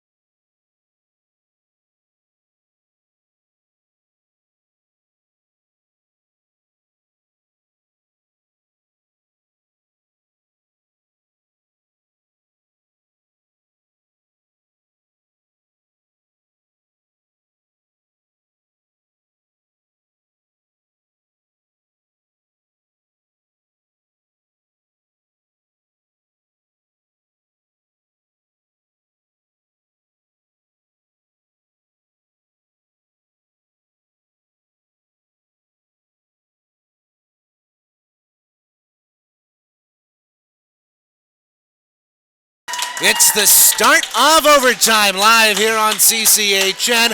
Reagan Cleaves and Devin Serra here inside the broadcast booth. Central Michigan and Lawrence Tech here in this overtime. Tied 3-3. The winner goes on to next Friday when they will take on the Michigan Wolverines. Devin, what are your thoughts? Reagan, one thought I have is the storyline on the bench right now. Isaac Gibbs, the leading goal scorer for the Chips. Haven't seen him out there just yet. He was holding his right wrist, heading off the ice with 3 minutes left to go in the game. Right now, for both sides, they're assessing their play, but tensions are higher than ever. This place, everybody is on their feet. Both benches are going to be on their feet for this one. It's overtime. It's playoff hockey. The stakes could not be any higher for these clubs. They know what's on the line. They both want to go and advance to the Vezina Cup, at least the finals if they can.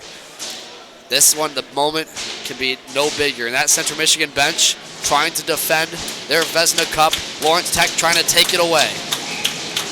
We'll have a face-off at center ice. Zaya and Campbell in, and the Chippewas win it. They'll dump it into the Lawrence Tech zone to our right. Right to left go the Blue Devils here in this overtime. Long stretch pass ahead, too far for Zaya, and that will not go for icing. Zaya taken down behind the net. They're wanting a penalty for the Blue Devils, but none coming. Now it's popped up in the air, high in the circle, knocked away. Campbell behind the net. Campbell will take it away. He's got to rush up ice. He's got one man to beat ahead to Cooper, couldn't corral it, and the Blue Devils flip it out to center ice. Chippewas wearing the maroon and gold uniforms. Over the line, here's Percival. Percival knocked off the puck free behind Rolfe. It comes free to the side of the net. Campbell takes it and moves it on ahead. Touch pass ahead to Kosnick. He lost it, and Campbell is able to get it up the half wall. Now look out over the line. Here's Clark. Clark holding into the circle, feeding it out in front. Nobody home there for either club. Now they give it away. A shot. Score! No, it hit the post. Oh my goodness! I thought Lawrence Tech had scored, but they hit the post with the shot. Oh my goodness, the biggest moment of the hockey game. Everybody in this building thought it was in, but it rings off the left iron. I believe that was Young taking it. Holy moly, folks, we almost just had that one finished. We stay in overtime. Now a stretch pass, now look out, Porzonic, he couldn't corral the puck, he was in all alone. Now a good keeping at the point by Nadeau. He's crunched to the boards before the Blue Devils get it out. How is that not too many men on the ice? Porzo is going to be kicking himself for that one. Has a goal tonight, wanted another there. He had the stretch pass, he wanted all night, and he couldn't handle it. Has trouble with the puck here again. Now a loose puck at center ice, picked up by Nadeau. Leaves it for Simon Sully behind him. Simon Sully pokes it into the right corner. A minute and 50 gone here in overtime. Hayes keeps it in left point, a wrist shot blocked. Rebound comes back to Hayes, another shot through traffic. Oh, that almost hit the netminder. Rebound, loose in the slot, clear to the right point. Martin tees it up and fires a shot blocked into the corner. 17:55 to go here in the first overtime. Got to keep the pressure on here and win the battles. Puck tied up along the half wall. It's worked up. Hayes, a quick shot through traffic, blocker to side. Looked like the netminder. Barrett didn't see it. Now the Chippewas able to keep it in left point, but Hayes gets it back at neutral ice. He'll chip it in wide of Barrett. He'll leave it in the corner, taken there by Rychek. Rychek behind the net, pinned up along the boards, trying to leave it there for Keegan Moore. Moore gets free into the right corner, overskated the puck, lost it. It bounces up in the air. Moore's trying to bat at it. He does. Here's Johnson in the slot. He got knocked off the puck. Great defense from Lawrence Tech. They're coming back. That was Percival and Schoen knocking it away from Julian in the slot. Baker collects the puck. Can't get it up. Can't get it out of the zone, though, as that's tipped up and out of play by Shane Percival on the shot from the right point, courtesy of Sawyer Walker. CMU just has to calm down here. They look so on edge with this puck. They move through center ice, and they can't get a one-touch pass going to save them. It's very cognizant of how this third period was. Right now, it's Lawrence Tech with the momentum. Now Drummy's shot patted away by the right pad of Thomas Rolfe. Rebound comes to the near side half wall. It's thrown down low. Lasky picks it up in the right corner. He'll shovel it up the half wall to Kosnick. Ahead, pass off the boards. Comes onto the stick of Walker. Walker can't corral it. It's played along the half wall right in front of us. Back to Keelan Baker. Baker shovels it in. Cooper racing after the puck for the maroon and gold. Drummy holds it behind his behind the Lawrence Tech net. The late offsides here on the Chippewas, but look out, here's Selmeyer over the line. Selmeyer into the slot, a shot! That goes up and out of play off of Thomas Rolfe, and there'll be a draw in the left circle. That's the third shot now Rolfe has not seen and possibly go past. In that first one, he got lucky with the iron. And Thomas Rolfe, so steady in his net, is always calm, is always so present as a big body. Right now, he's got to settle down. Well, we'll be in the left wing circle of the Chippewa end. Off the tie-up, it's corralled by Keelan Baker, who'll put on the brakes and reverse it up the half wall. Puck free in the circle, collected there by Owen Campbell. Campbell feeding it up the wing, intended for Cooper, couldn't hit him.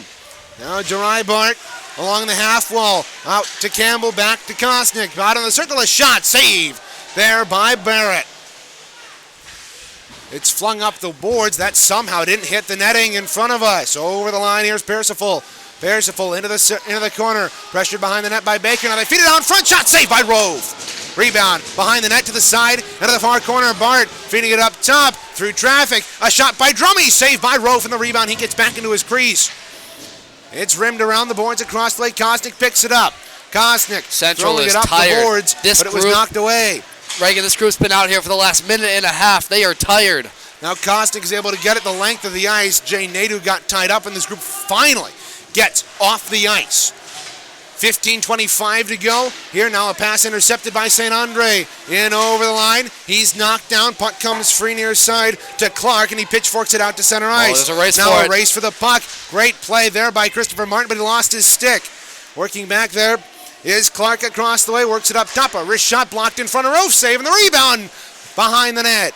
Here's St. Andre, lost control of the puck behind the net for Simon Selly. Simon Selly picks it up, lifts it high and out to center ice.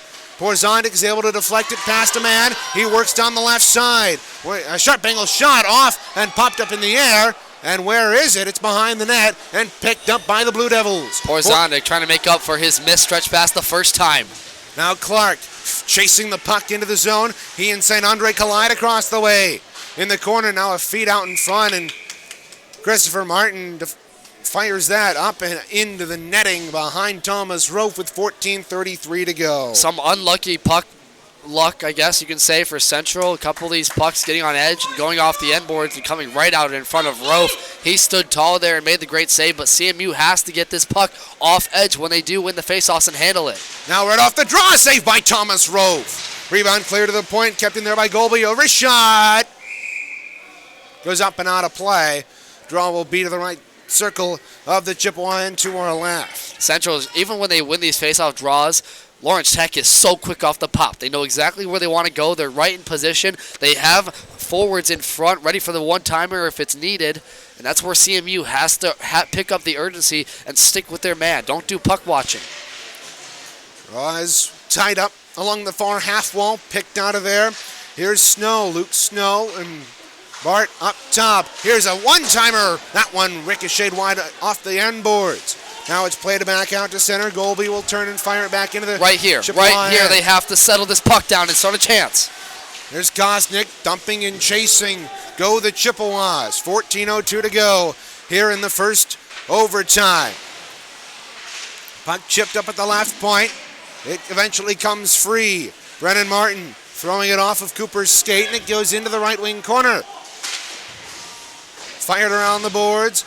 Right check, couldn't get to it. Now Hayes a shot. Turned aside there by Barrett. Rebound is bouncing around to the Lawrence Tech end, and out comes Jari Bart. Bart will fire it into the Chippewa end, and they'll play catch to do the defensive pairing. And they come up on the near side. Into the right wing corner, right check pursuing after Golby. He crunches his man, and Moore will tee it up and fire a shot deflected. Oh, just high of the net. A beautiful opportunity there for Ben Rychek. Now behind the net. It's taken there by Selmeyer. Mitchell Selmeyer out of Rockford High School. Forwards it on ahead to Nicholas Oda. Oda chasing the puck into the right circle. Centering pass intercepted by the Chippewas. It's worked up top. Now look out, a shot through traffic off the shoulder of Rolfe. Across the way, it's picked up by Garrett Fayen. Fayen firing it around the boards. It's been all Lawrence Tech, but this pass to the blue line goes out in the length of the ice. That's so important because it'll allow Central to change and get fresh bodies. That group doing a great job. Reichuk almost had the game winner with the tip in front. Now here's Porzonic trying to move past. It was intercepted by Walker. Walker, his pass was intercepted, and now Porzonic wheeling through center ice. Will backhand that into the offensive end. And he didn't get a good dump there. You want to, if you're going to dump that one, you want to get more on it to get it to the other side and get a forward streaking in.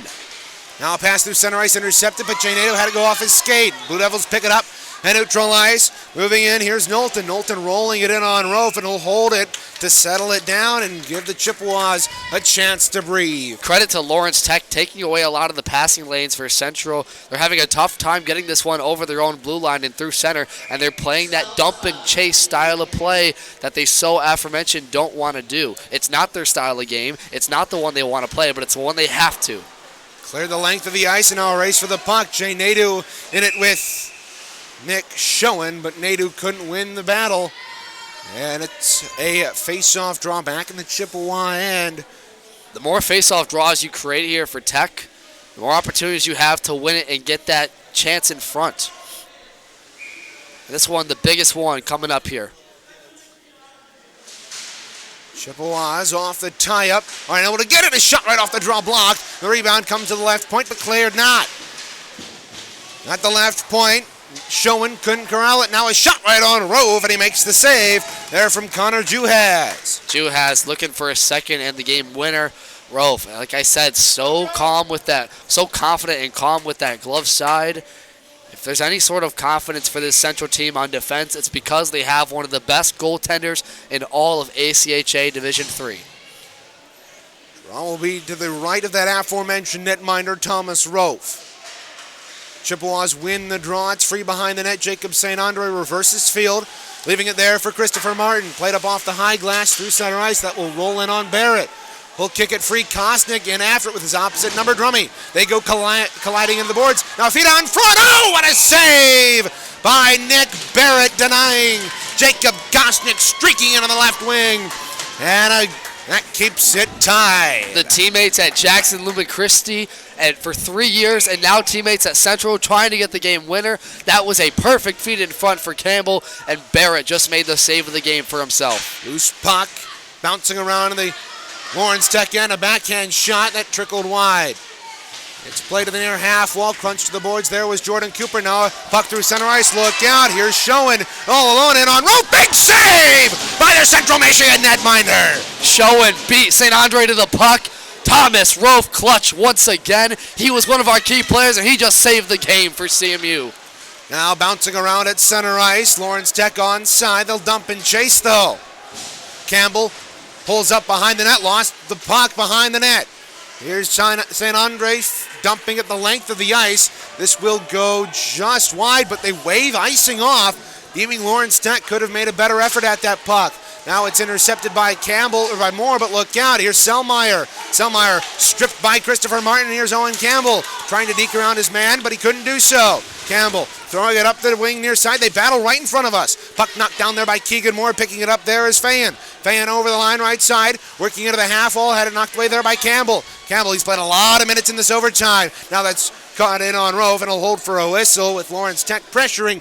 10:27 to go here in overtime. Central is doing such a good job winning these battles when they need to. The reason I say that is because if they don't, they are streaking forwards for Tech right out in the slot area, ready to take the shot on Rolfe. And I'll tell you what, a bouncing puck on edge comes to Rolfe there. That's a clean grab for him.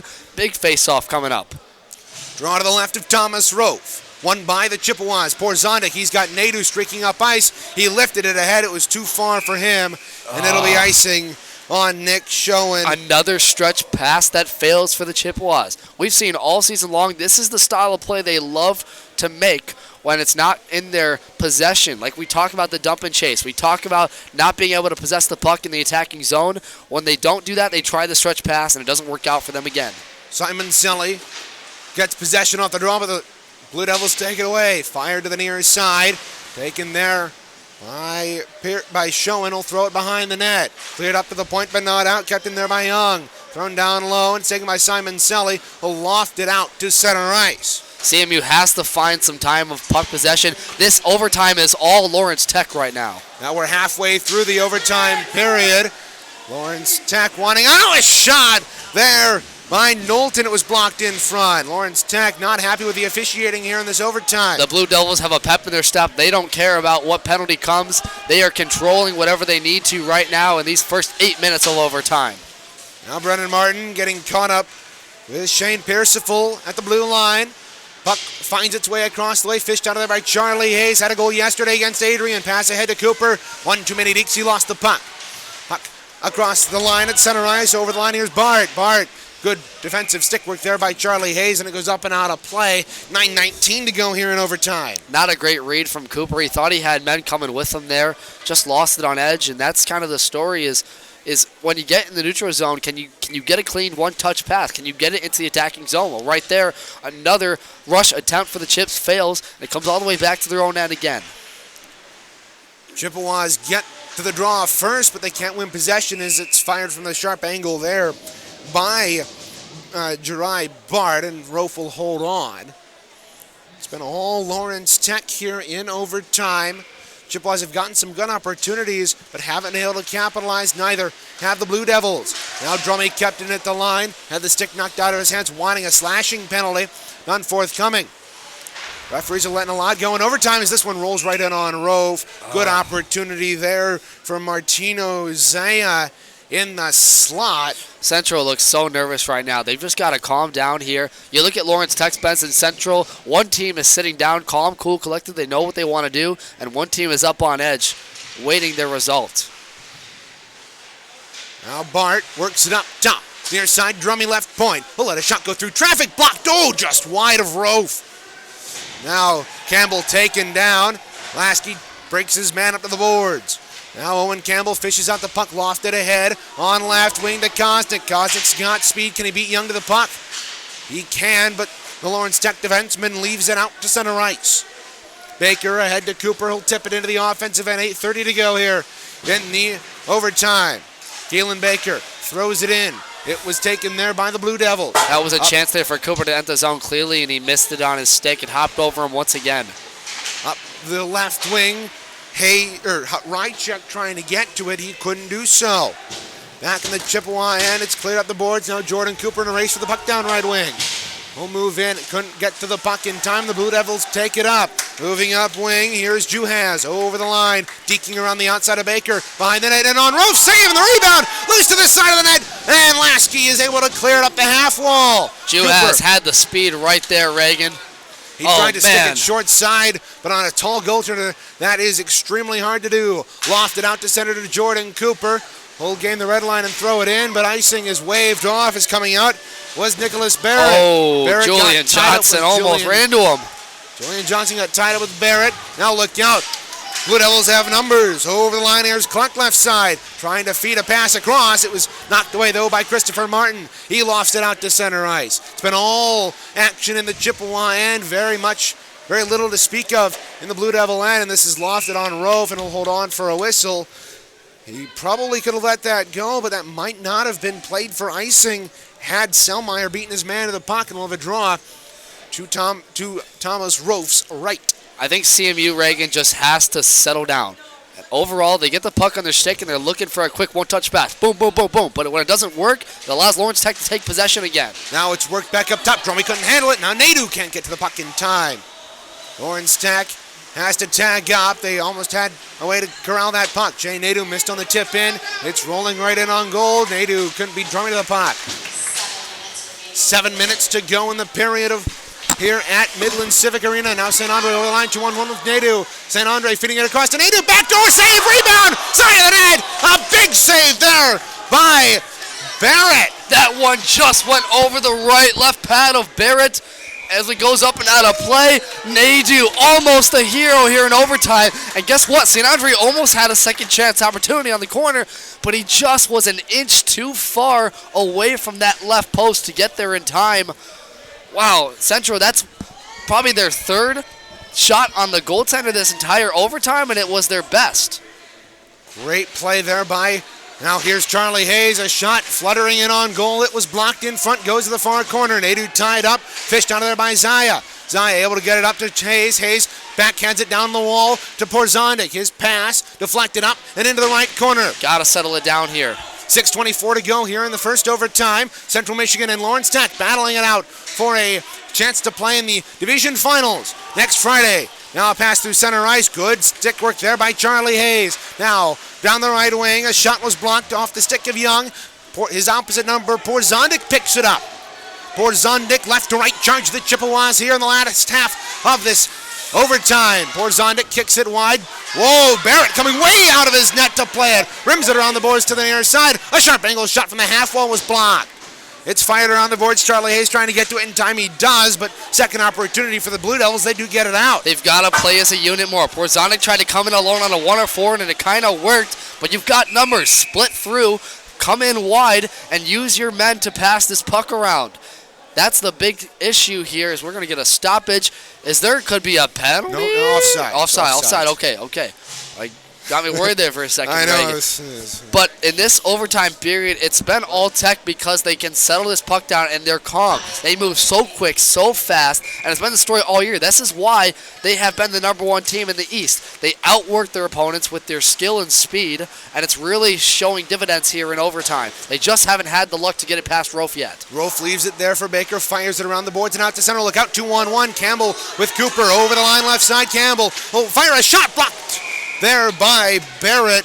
These two teams went to overtime in their first meeting, ended up tying, but Lawrence Tech had a buzzer beater goal at the end of overtime that was waved off by the referees. That it was, and in that game, Reagan, that one happened in the second and third periods. And why that you bring that up, that's notable, because in that overtime period, it was all Tech again. Central had one breakaway chance for them, but it was all Tech dominating the puck possession. And it's the same story here. They just haven't gotten, like I said before, the luck, because they pass the puck well, they get good in transition, and right here they get into the attacking zones, and it forces Central to dump and chase.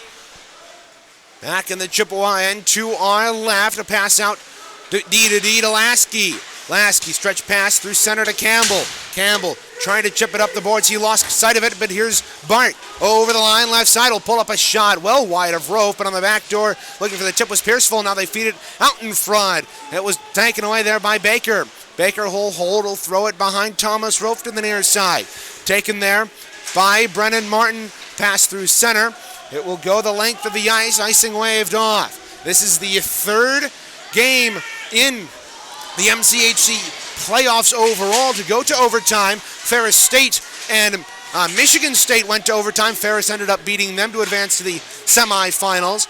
And then earlier today, Michigan beat the Saginaw Valley State in overtime. All games have ended a 4-3 tie, or 4-3 overtime win, and that will be the same here. It's just a matter of who scores. That's the key score, Reagan. 3-3. And I'll tell you what, we'll be looking at the West standings after this one, too. Maybe one of those will go to overtime. Now Barrett couldn't corral it, tries to clear it, and charging in there was Keegan Moore. Got to win it in the corner here. Puck worked free, high slot. There's St. Andre, a shot through traffic, blocked to the near side. 3:48 to go in overtime. Now this one comes up and hits the netting here, and this will be on Lawrence Tech, so the draw will be in the offensive end for the Chippewas. Yeah, and the thing is here, this face-off is so huge. This will be one of the first times in the last, 10 minutes you can say, this face-off's in Lawrence Tech's zone, but CMU's taking the first shot. They're not looking for the second and third reads, and that comes with that nervousness. That comes with trying to be the hero. This team has to be a unit if they want to win here in overtime. And this is a big draw for Simon Selly. This is where you make your money. Simon Selly in the right wing circle. Ties up to Porzondik, a shot! Blockered away. Rebound side of the net. It's rimmed around the boards. Porzondik picks it up. Will hold it in the left circle. Feed it out in front. That one just went wide. Nadu taken down in front. Referees have let them play here in overtime. Both sides, it's been evenly called. Now puck is knocked down. Here's Right, Porzondik pressure behind the net. will look for a pass in the circle, feeding it out in front. Back door, nobody was home. Now the Blue Devils have numbers. A pass ahead just too far, and Brennan Martin is going to win this race to the puck with 3:15 to go in overtime. That's a huge rush there for Lawrence Tech. If they just settle this down off the edge, the same story that was happening to the Chips, they have a 3-on-2 numbers. That one just comes way too far. Martin's able to win the icing, and now you're able to pressure and tire out Lawrence Tech's defense. This is what the Chippewas wanted and needed. There's going to be a timeout called here. By whom? It's going to be on Lawrence Tech, so we'll step aside, take a timeout as well. You're watching CMUD3 Club Hockey on CCHN.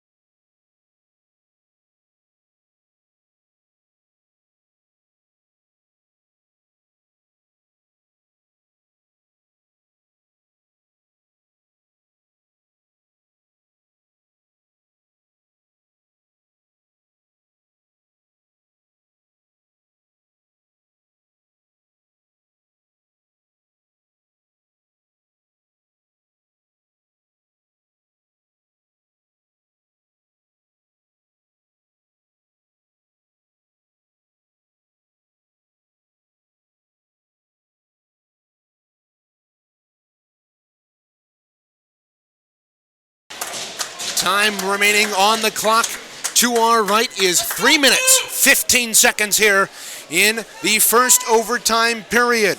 It is continuous overtime here in the MCHC playoffs. It is 3-3 draw for Central Michigan in the offensive end. Owen Campbell to dig in and can't win it, but the Blue Devils kept in at the line here by St. Andre. Will dish it down low. Cooper couldn't play it. Poke check free in the slot, and the Blue Devils have numbers. Moving up ice, here's Drummy. Drummy will loft it in to the wide left of Rolfe. St. Andre coming back to pick it up. The Chippewa defenseman moving up ice. Through neutral ice, he'll gain the red line and dump it into the opposite corner. It's rimmed up the boards. Couldn't be kept in there by Christopher Martin. Icing waved off. That allows Tech to get fresh bodies out there off that face-off. Here's Christopher Martin looking for a pass, lofting it cross ice down the length, and this will be waved off as Drummy didn't get back, or thought the referee judged Drummy had time to get it. Now it's played up left wing. Here's Walker into the offensive zone, dumps it behind Rolfe. Reagan, I just think about St. Andre's feed to Cooper. Cooper just bounced over his stick again, had it right in the slot area and could have shot that one in the forehand. That is a missed opportunity there from Jordan Cooper and CMU. Puck tied up along the half wall, and it's eventually squirted free into Lawrence Tech end. 2:05 to go here in regulation. We've played 60 minutes. We're encroaching in on 80. Puck free behind the net. It's picked up by the Blue Devils. Working in the left corner. It was stolen away, and here's Porzondik. Andrew Porzondik up the wing, off the boards, intended for Nadu, too far for him. Blaine Young chases it into the corner, puts on the brakes with Nadu pressuring him. Here's Blaine Young. Moves it up and back into the Chippewa end. D to Charlie Hayes. His clearing attempt blocked. 1:34 to go in overtime. Here's Charlie Hayes leading the Chippewa rush left to right. Sends it down into the Lawrence Tech blue line. That was a design play. Off the Lawrence Tech body to Porzonic. He was trying there. Just missed it by about a foot. Now a shot there from the right point by Bart. Goes in on Rolfe, will hold for a whistle. 1:17 to go here in overtime. You'd like to see Central control that puck and move up with numbers, right? But again, that sending it out to center ice, the dumps. Lawrence Tech eventually is going to pick up on it, and they're going to use it to their advantage, and they are right now. This is, I could probably count on my hand, the 12th face-off draw in Central's end. Unreal stuff right now here in overtime. You really couldn't count that on your hand, Devin. I really can't. Unless you have 6 fingers. Unless I have 6 fingers, you're right. But yeah, you could be the guy from the Princess Bride. This has been a fantastic overtime, really, and this has been a fantastic game from both these clubs, rival teams, both have national tournament hopes. We're going to get it looks like a timeout this time from Central's bench. But we're going to stay with you here. Chippewas taking a timeout with 1:13 to go. Both teams have taken their timeout here in overtime. Reagan, real quick, I want to talk to you scenario. Central came into this weekend ranked number 6 in the nation, but that comes after losses to Michigan and Lawrence Tech in their series. They split the series with Michigan, but they tied and lost to Lawrence Tech. You'd have to presume they're going to fall in the standings. Lawrence Tech probably has a bid already to the national tournament. Barring this, I can't see them falling out of the top 16 looking at our standings. Honestly, I can't see either team falling out of the top 16. Right. It's really hard to do that. I mean, Central Michigan has been playing well all year. They don't have – they've got a well above 500 winning percentage, right. But I don't see them falling 10 spots. I think the conversation then goes to where do we talk about seeding? If either of these clubs move on, let's say Lawrence Tech can move on and win this one and go on to the division final and maybe the conference final. Then you're looking at maybe being a top 5 seed. You're looking at a better pool. They would probably jump the Chippewas. I would definitely give them that. If they beat them here tonight, they would have a 2-0-1 record. But if the Chippewas win here tonight, it could be anyone's game. Right. And that could keep them in the top 10 in the standings, which is important for the pool play seeding. It is the number 6 and the number 8 team currently ranked in the ACHA Division III. Central Michigan, the number 6 team of the 2. Puck is free right off the draw. Bart trying to fire it around. It's fished free, and the Chippewas lifted the length of the ice. 107, Jordan Cooper in a great race for the puck. Icing waved off. Great work there by Jordan Cooper, who'll pin the puck up along the boards. Jacob Kosnick coming in there. He's battling away for it. 2-on-2. 55 seconds to go in overtime. It's still under Cooper's blade. A battle for it there, and the Lawrence Tech end to our right. Puck eventually squirts free. Cooper able to play it up off the boards. Puck free at the side of the net. Kosnick picks it up left corner. Worked over there defensively, and the Blue Devils aren't able to get it out, but look out. They lifted the length of the ice. St. Andre is not going to be able to beat his man to the puck. Great play there by... I think he proved you wrong there, but look out. Oh, man, great defense of St. Andre coming back twice. 3-on-2. Here's Campbell across the line. Drop pass for St. Andre. He couldn't handle it. And now the Blue Devils might have numbers the other way. 12 to left go. Wing. Here's Colin Clark over the line. Fitting it on foot back door. Nobody home. Taken there by Campbell, who lifted up the boards. Back out to center ice. And a race for the puck. The Blue Devils win it, and that'll do it for the first overtime. We will head to double overtime. We'll step aside. I will have the fourth animation report for you here on CCHN. 3-3 the score after 80 minutes of play.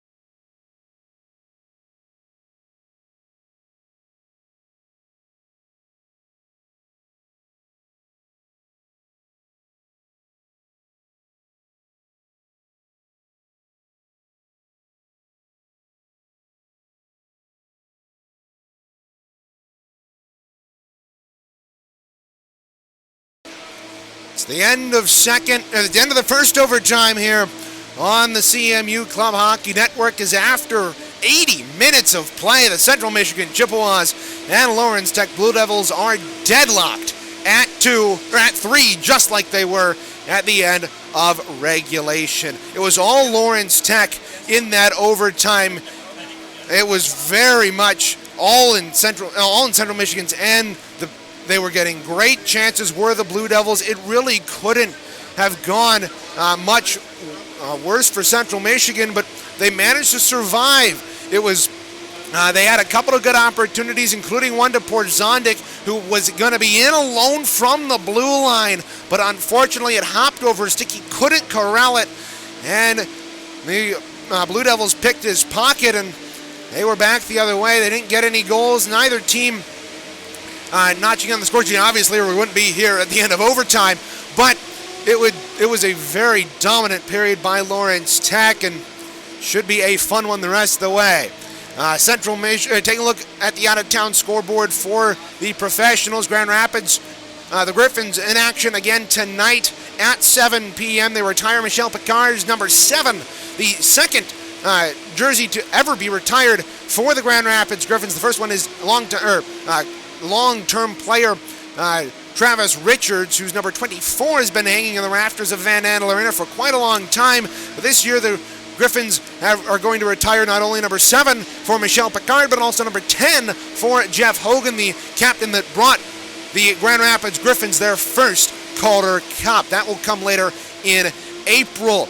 Taking a look for the Saginaw Spirit, they play the Sarnia Sting at 7:05 p.m. tonight. You can listen to that game on WSGW with Joey Bottano on the call.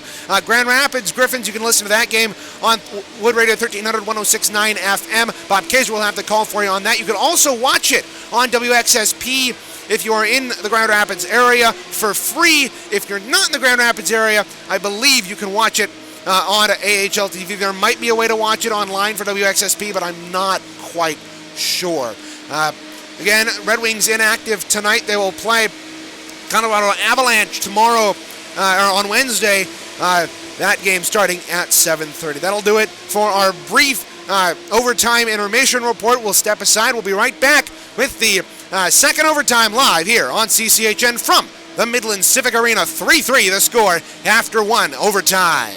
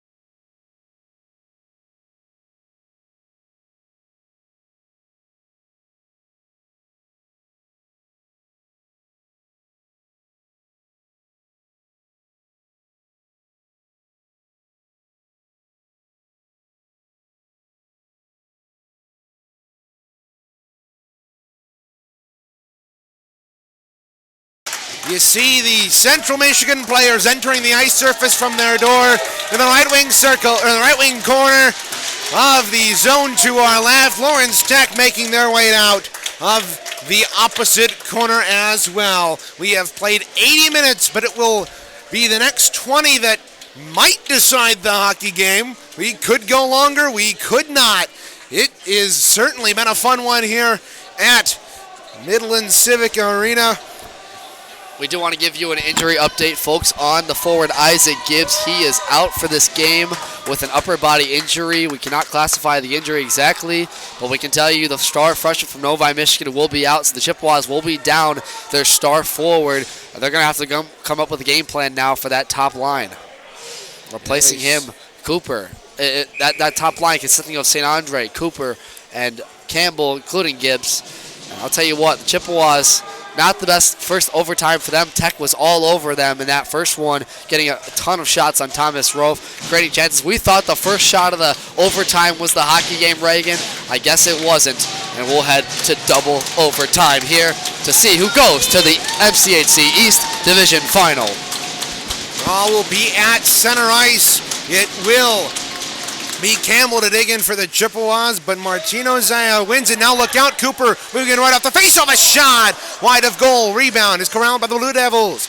It's worked up left point, kept in there by Campbell. He'll throw it down the half wall. It's kept in right point by St. Andre. He pokes it down low before tumbling to the ice, and the Blue Devils control. Long cross-ice stretch pass up the right wing, intercepted there by Christopher Martin. It's ahead, it's tipped into the zone by Owen Campbell, and racing back to get it is Tyler Drummy. The defenseman for the Blue Devils will hold it in his own end, and it's chipped down. The Chippewas will have a defensive zone, or an offensive zone draw here as that puck goes into the Chippewa bench. Yeah, that one, I mean, for the first, 30 seconds you can say of this so far, a little bit of back and forth. Now, this faceoff draw will come to Lawrence Tech's end. We've talked about how important the faceoffs have been, but you're looking for a one-touch pass to Charlie Hayes or Jay Nadeau here off this faceoff draw. Draw is won by Simon Selly, but the Chippewas can't corral it. Now look out, 2-on-2 for the Blue Devils over the line. Here's Juhas. Juhas letting a shot go wide. Kind of rolled off his stick. It's worked back up left point, thrown down low.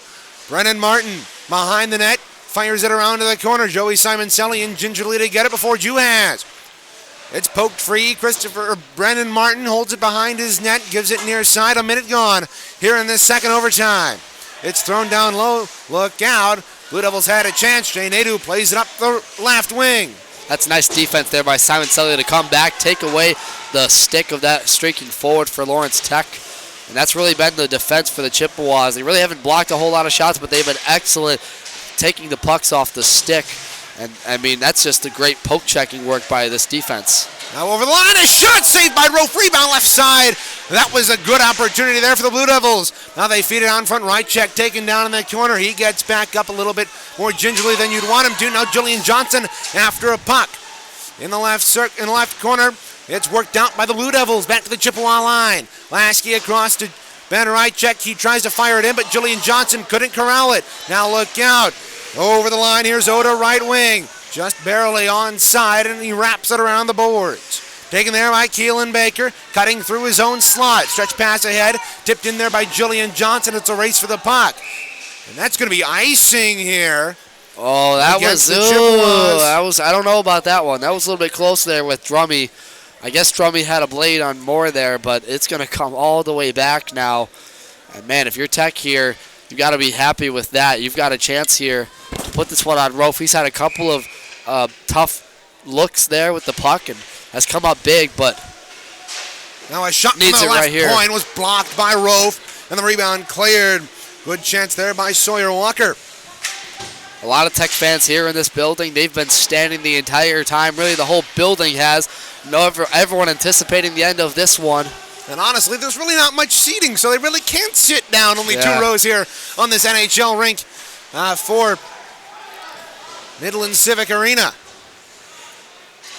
17:25 to go here in the 5th period of play, the second overtime here in the MCHC East Division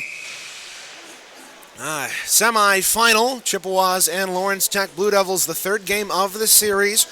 third game of the season between these two clubs. First in the playoffs. Winner of this one will go on to take Michigan in the East Division Final next week. And Michigan winning 4-3 in overtime over Saginaw Valley State. Now he's a hammer shot blocked away by Rolfe. Rebound shot loose in the slot. Now working in a shot saved by Rolfe.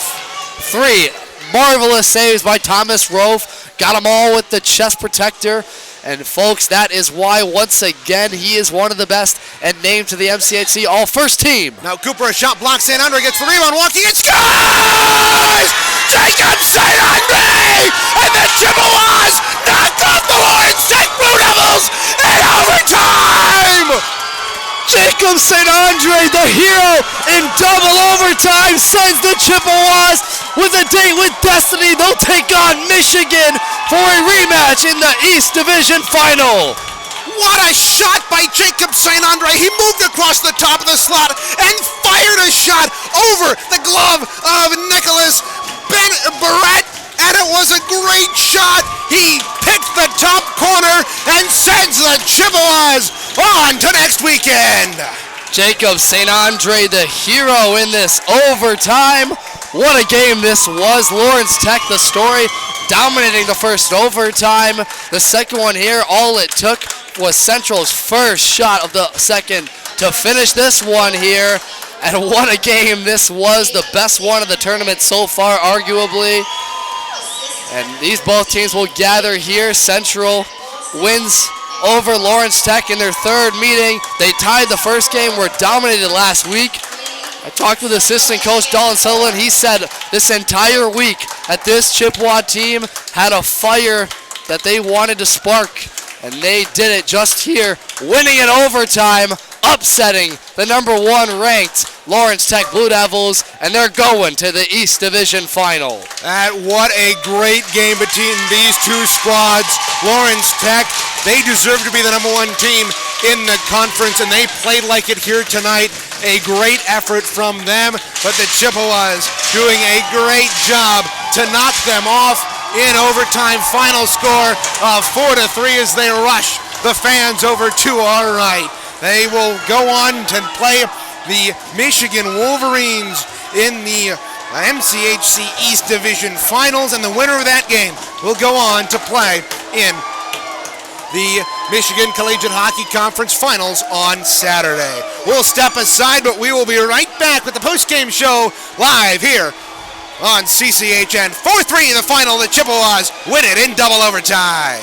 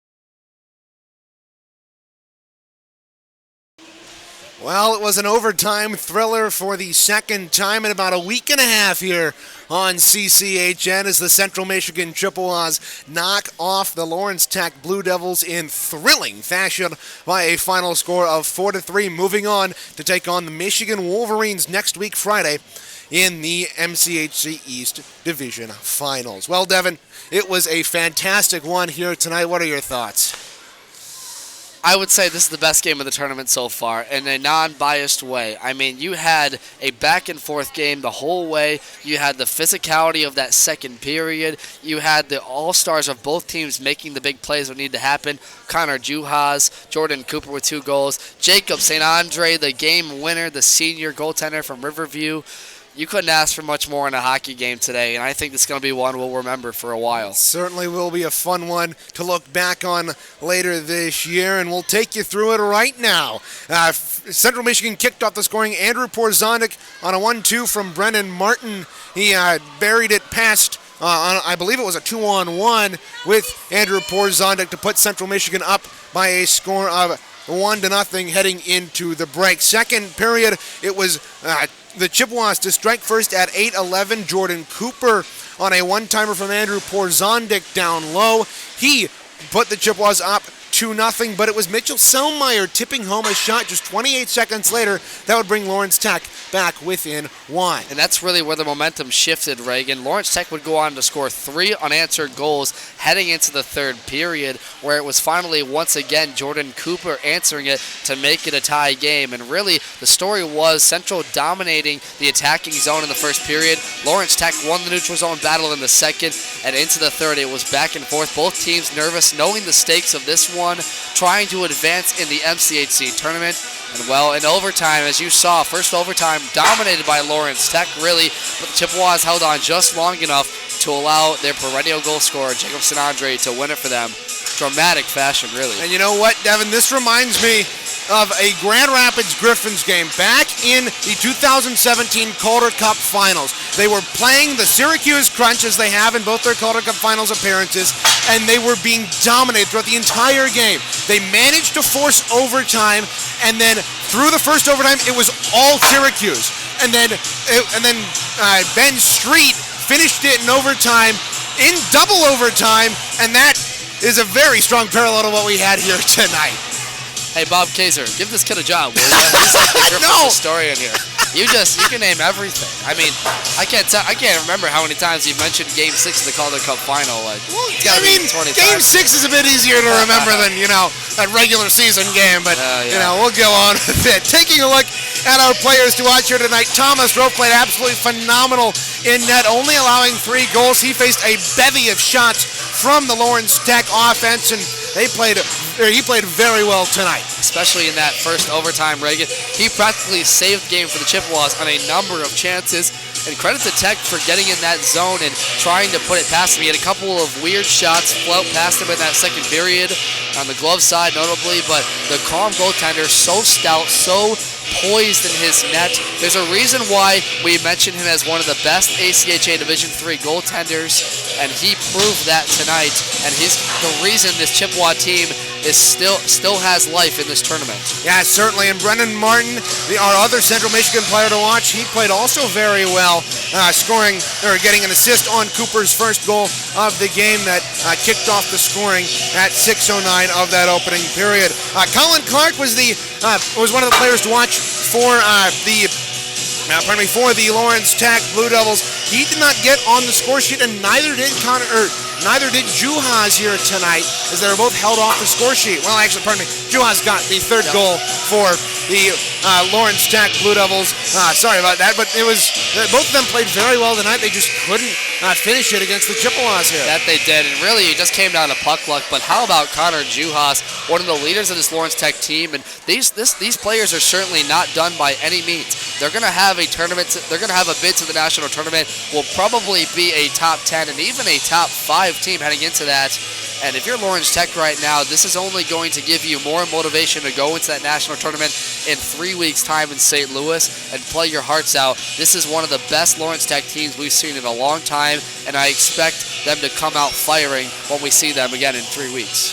Yeah, now we're moving on to the 3 stars of the game. Devin, who's our 3rd star? Third star, we're going to give it to none other than Jordan Cooper. Yes, Jordan Cooper gets our 3rd star of the night for the 2 goals on his behalf, scoring in the 2nd and 3rd periods. And I'll tell you what, Jordan Cooper has had a couple of times, now 3 goals over this tournament so far, but he's had a couple of times late in the year where he's had chances to score. He's gotten caught up with post-scrum whistles that have gotten him not only game misconducts, but suspended.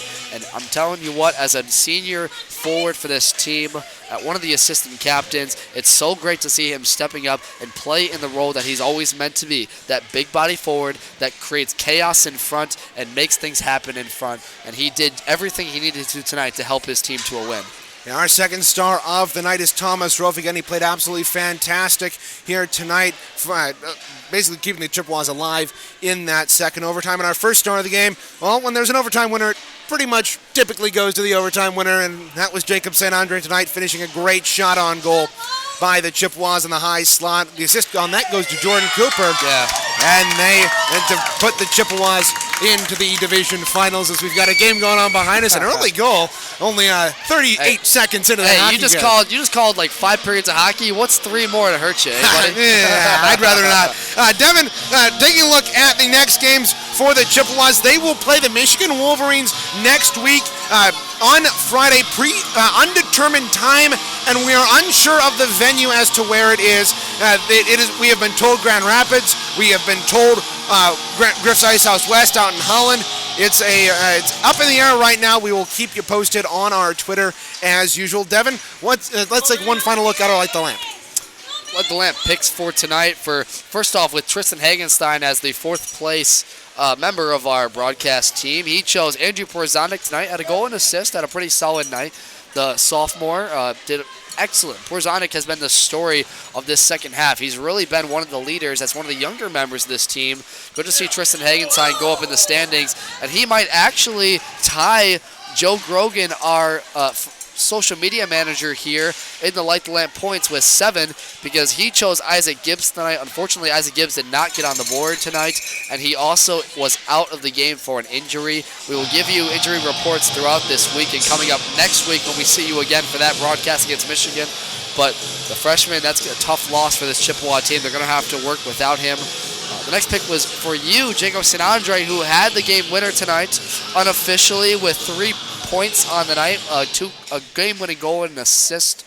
Somewhere we'll wait for the official scoring chart again on ACHA.com. But right now we're getting a pretty good night for you, but not as good as me. Jordan Cooper with 2 goals and an assist tonight, our 3rd star of the game, as well as we mentioned. I really got lucky with this one. I'll tell you what. I really can't say that, like, I've given you a hard time this year about the Light the Lamps. Really?